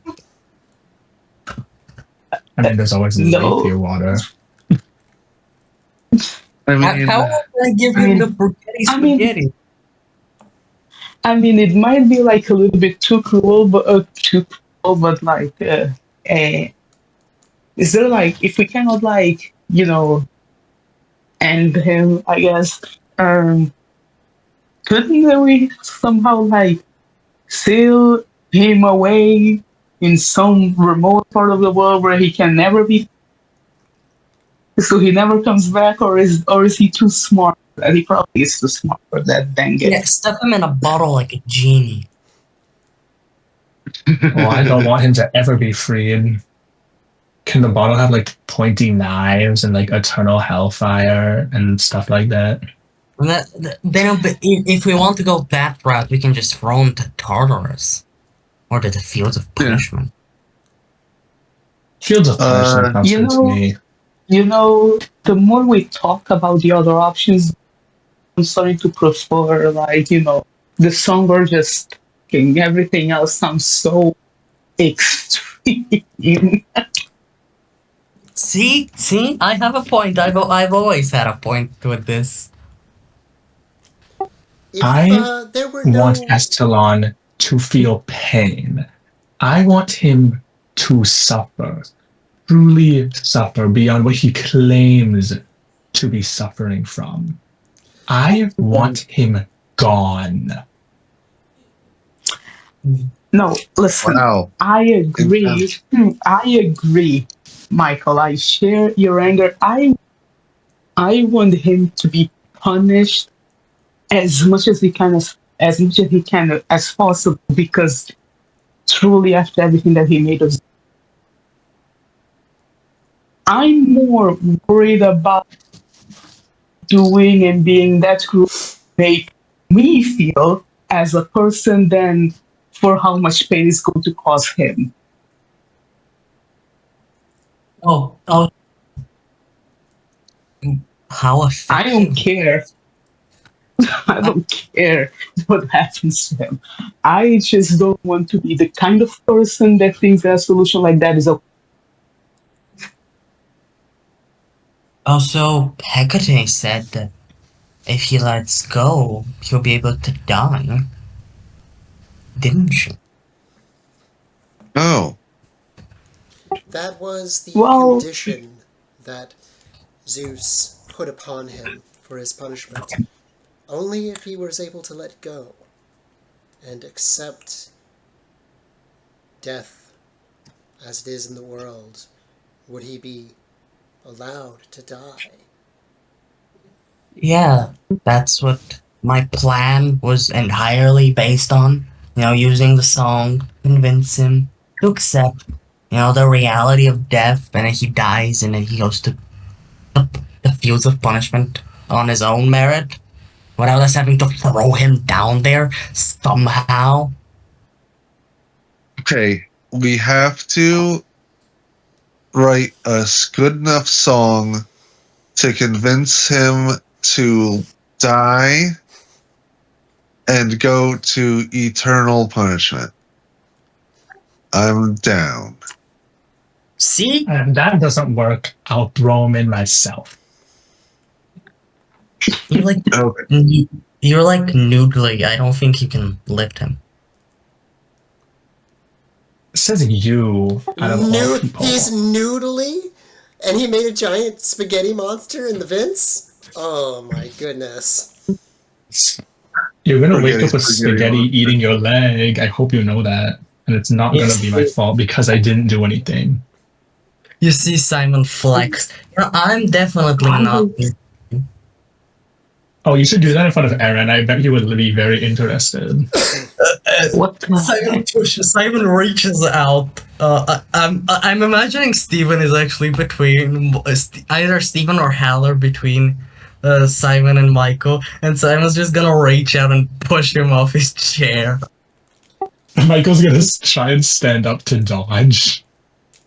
Aaron, what is wrong with Aaron, guys? he suddenly, like, he had been sort of zoning out during this conversation. He's like, interested in what? Simon has something to show you, but I don't want to spoil it. What? Fuck you, Michael. I'm going to headbutt you really hard. I'm sure you will. Now, children, if I could, please remember there to be somewhat quiet. If there's no further questions that you had, then you're free to leave if you would like. Hmm. If there is a question, Who's the baby? oh, actually, What? no, What did actually, Simon I say? do. Sorry. He just looks at the baby in the crib, presumably a baby. We didn't really see what was in the bundle. And he gives a little hum of curiosity. He doesn't say anything.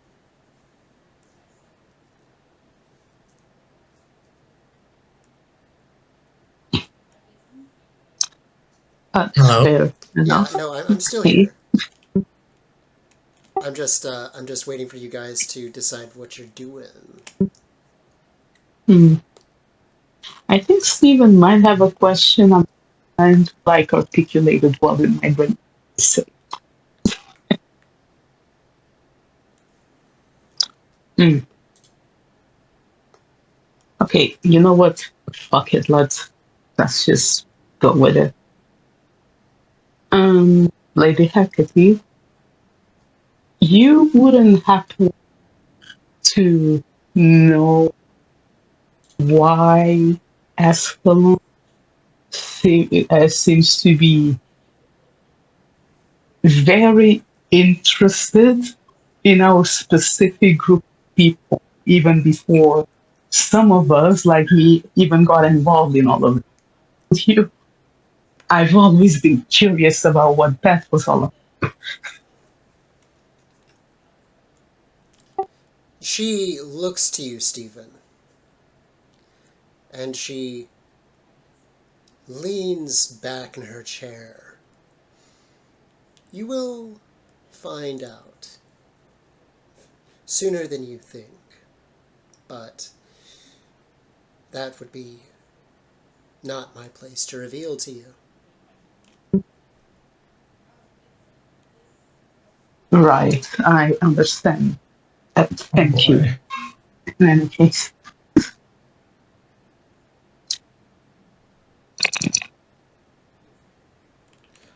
On your way out, could okay. you please deliver a message to Professor Wormwood for me? Tell him I'd like to see him. Um, of course, we'll let him know. Thank you. And have a safe journey back to your camp. Oh, and if Thank you you. see Beatrice for me, please do tell her that I said hello and that I would like to see her again. Oh,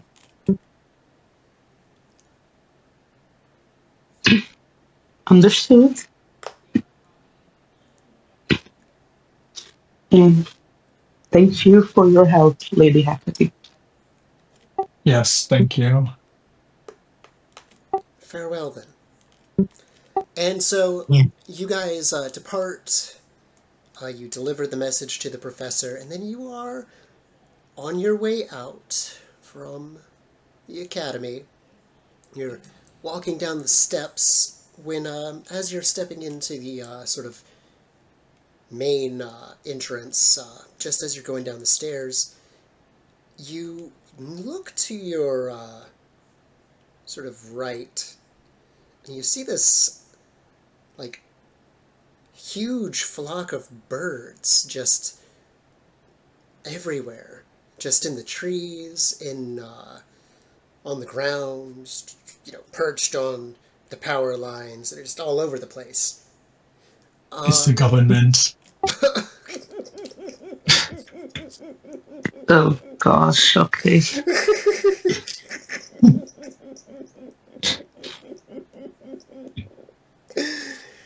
oh, you got me to laugh like a fox. oh my god. What can I say? I'm good at my job. Clearly.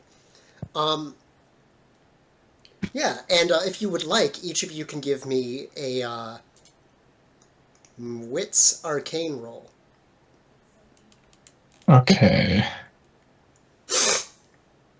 What's talking? Yep. Okay. How do I roll stuff again? I forgot already. You Okay. What's you roll you type talking? in roll and then the number of die.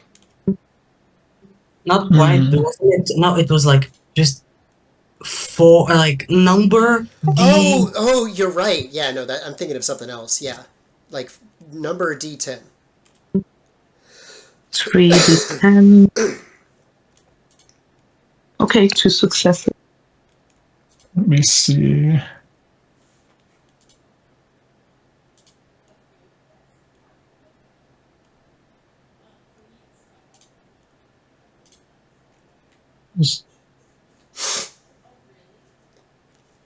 I don't think I got any successes. Okay. Hal, how many successes did you get? Did you roll? Just a second. You said it was Wits Arcana? Yeah, Wits Arcane? Arcane. Yeah. Yep. Let's see. What is that? That is 2-7. Okay, 2-7. So that's Wait, I'm incorrect. I got. Wait, if it meets it, does it count?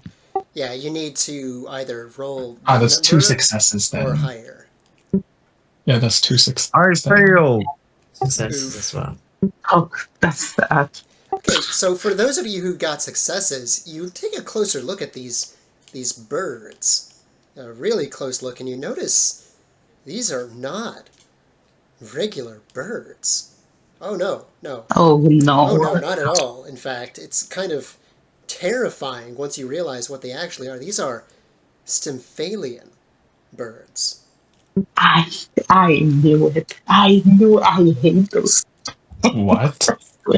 I'm still falling, Bert. And Simon reaches out for his sicker. I And as you Oh. do, Simon, all at once, the birds fly up into the sky, but they don't seem to be interested in attacking you. And you watch the murmuration sort of just fly upward in a spiraling sort of motion. And Stephen, would you like What? to spend a point of face or resolve, take a point of experience, and activate your signs and omens trait for a vision? Oh. Oh? Sure. Let's do that. Why not? Okay, so yeah, go ahead and spend a temporary point of face or resolve. You can decide which. Jason. Take a point of experience, and then I will tell you what you have a vision of. Okay. Ooh, we have two prophets Second. in the Wait. Okay, face and resolve, you said. Yep.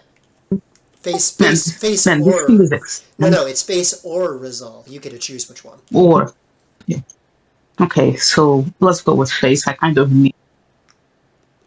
And, Okay, so that means that you are visibly unnerved by what is about to happen. Oh boy. oh, yay. Okay, you ready for What this? Trey? what happened? Yeah. Okay, so this is something that Steven sees, but nobody else in the party is seeing this exactly. But you will very quickly catch on to something.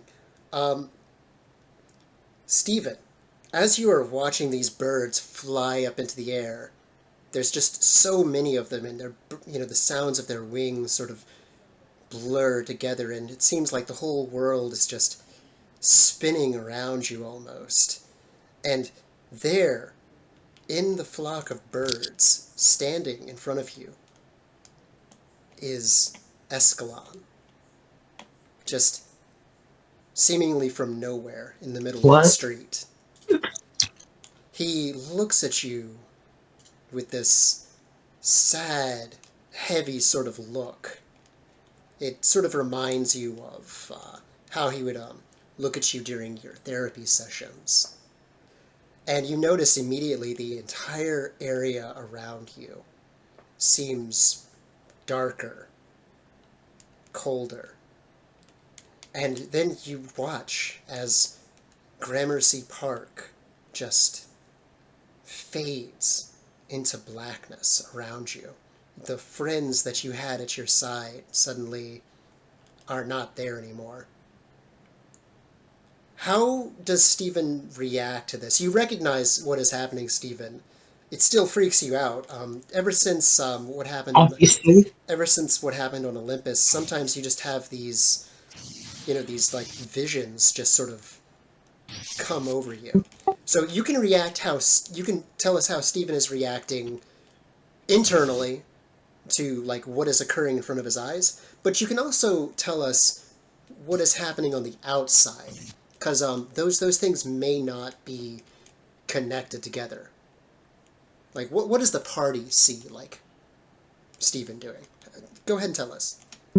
Um, okay, so so internally, my boy is like just he's kind of just like kind of looking at well, Southern Darkness and Escalon they talked about him. It does not like bode well, at least in his mind. So he is just kind of looking around to see if he can see like anything else in the darkness as well. But on the outside, what Hardy would see is that Stephen like stopped for a second, like for no apparent reason, and then suddenly he's like on his knees, like clutching his because I imagine that it kind of like gives him like a little bit of a headache to have that suddenly happen all of a sudden. So yeah, that's what they are seeing. And almost on instinct, Simon just bends down, tries to help him. Okay, and Aaron similarly is sort of concerned. He's like, Stephen? Stephen, what's going on? And he's like trying to sort of do this, and you can vaguely hear their voices. It's strenuous on your mind, Stephen. It's like being torn between multiple different places and times at the same time. So it's a lot. There is a lot of stuff happening right now. And the vision continues to play out. 1 second. Okay. You notice that as he looks at you, his eyes seem to be glowing faintly yellow or maybe golden. You're not exactly sure. And he speaks. And as he speaks, his voice is almost sort of like Hecate's. There's two other voices sort of behind his own. It seems like another man's voice and a woman's voice. And he says to you, Stephen, and it sort of echoes in that sort of triplicate. If you continue down this path, only darkness awaits you. And What the heck? 1 second. You notice that the other voices, the ones behind his, they seem to be laughing maniacally, just in joy at the idea, enjoying the idea of, whatever it is that, Escalon is sort of referencing. If you would like, Stephen, go ahead and make me a wits awareness roll. What's awareness? Okay. Yeah. Steven's going down. Jesus. That sounds like nightmare fuel. I swear. Wits awareness, you said. Right. Okay, wits 3 awareness. Okay, not that bad. I hope. Okay. We're gonna find out. Okay, 1 success. And as you're looking at him, you notice you can just barely see it, just faintly, these clawed hands gripping onto his shoulders almost. And 1 second. And then it's like the world just vanishes from beneath your feet, almost like a dream, but it seems so much more real somehow. And suddenly, you're screaming in terror, Stephen. And from the outside, the party would watch as this happens. Stephen, he just sort of like collapses fully at this point, and he's just screaming in terror. He's fucking terrified of whatever is happening to him. How does the party react to this? Jesus Christ. Simon just jumps, almost like flinches at the noise, and he pulls back, and he's not quite sure what to do. He's not sure what's happening. He's never seen a Honestly, honestly, Michael has the same exact reaction. Please leave out that. There. What about Hal?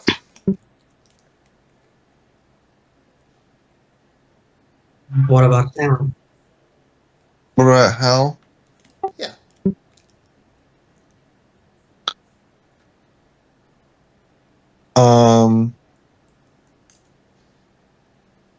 I'm sorry, what was the question?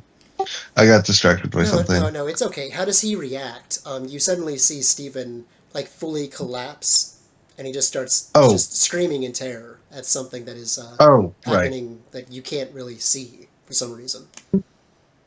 I don't know. He's kind of like, I think Hal is not really sure how to react. He doesn't really know. He's pretty sure there's something magical is happening, and he really is not equipped to really help. He doesn't really have any capabilities. He just kind of I don't know. I think he freezes up. Valid, very valid. I love the genuineness of the reactions. That's good. How does Aaron react? Oh, he is freaking the fuck out. He's like, Stephen, no, Stephen, it's not real. You know, he's basically trying to like snap him out of it, pretty much. He is very concerned for whatever is happening to his brother. And going back to what Stephen is seeing now, you're falling deep, deep, deep into this dark place. And it doesn't take you too long before you fall somewhere you've been before. You find yourself in the underworld suddenly. And you're by the river that you were previously at when you met your adoptive father, Hypnos. You can see the river flowing, churning slowly as it always does. You can see the shades of the dead. But then you see something strange. You see yourself and your friends walking along the edges of the river, and you stop near the edge of it. There's someone else there. You can't quite discern who they are. They're just this shadowy, indistinct figure, some sort of shade in the underworld, perhaps. One second. You talk for a while. You can't really discern what it is that you're talking about. And then you turn to leave and go somewhere else in the underworld, when suddenly there's this other figure that is approaching you. You notice that whoever this is, they seem to be followed by many other shades, and that your group seems to be particularly perhaps afraid or wary of whoever this is. And then, just as soon as the vision comes, it ends. Thankfully for you, I'd imagine. And you find yourself back in the waking world, heaving for breath in a cold sweat. And just like that, it's over. You're back again. You see your brother. He has his hands on your shoulders. You fell to the ground during all of this. You, I imagine, blink a few times, And how do you react?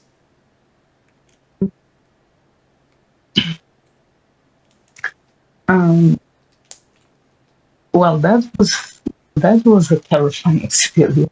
Okay. Um, he like as he's like coming to when he like blinks and he realizes that he's like back back in the real world. Like tries to uh, tries to like sit up and like um breathe slowly so that he can cool himself down. You can see that he's still like visibly shaking, and it's very clear that whatever the heck he saw really like freaked him out to a point that probably hasn't happened to that same level before.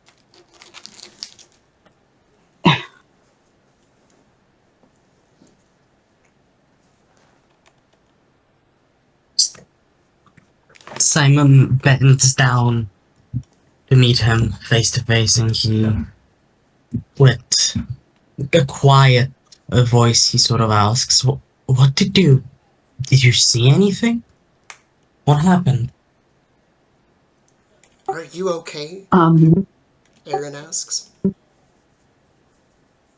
um, yeah, I'm fine. Well, uh, not really, but I will be.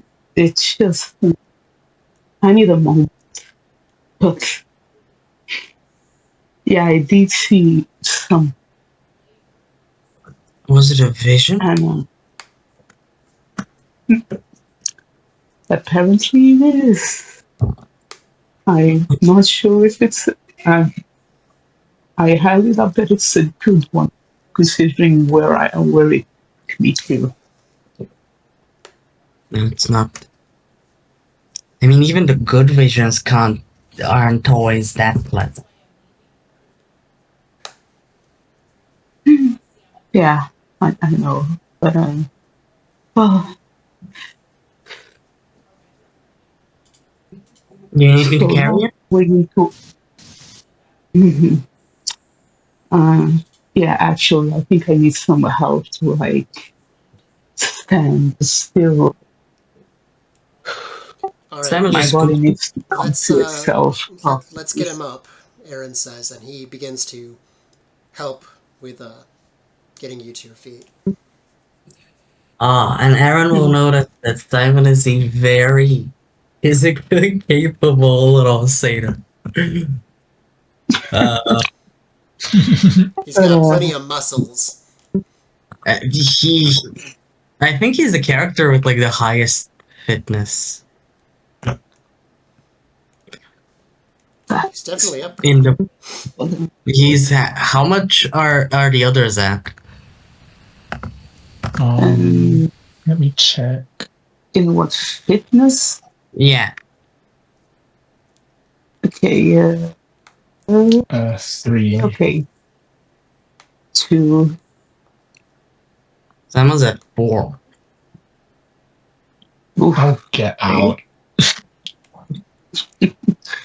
So yeah, Um, they don't really have much trouble lifting Steven, I don't think. Wow, hmm, incredible.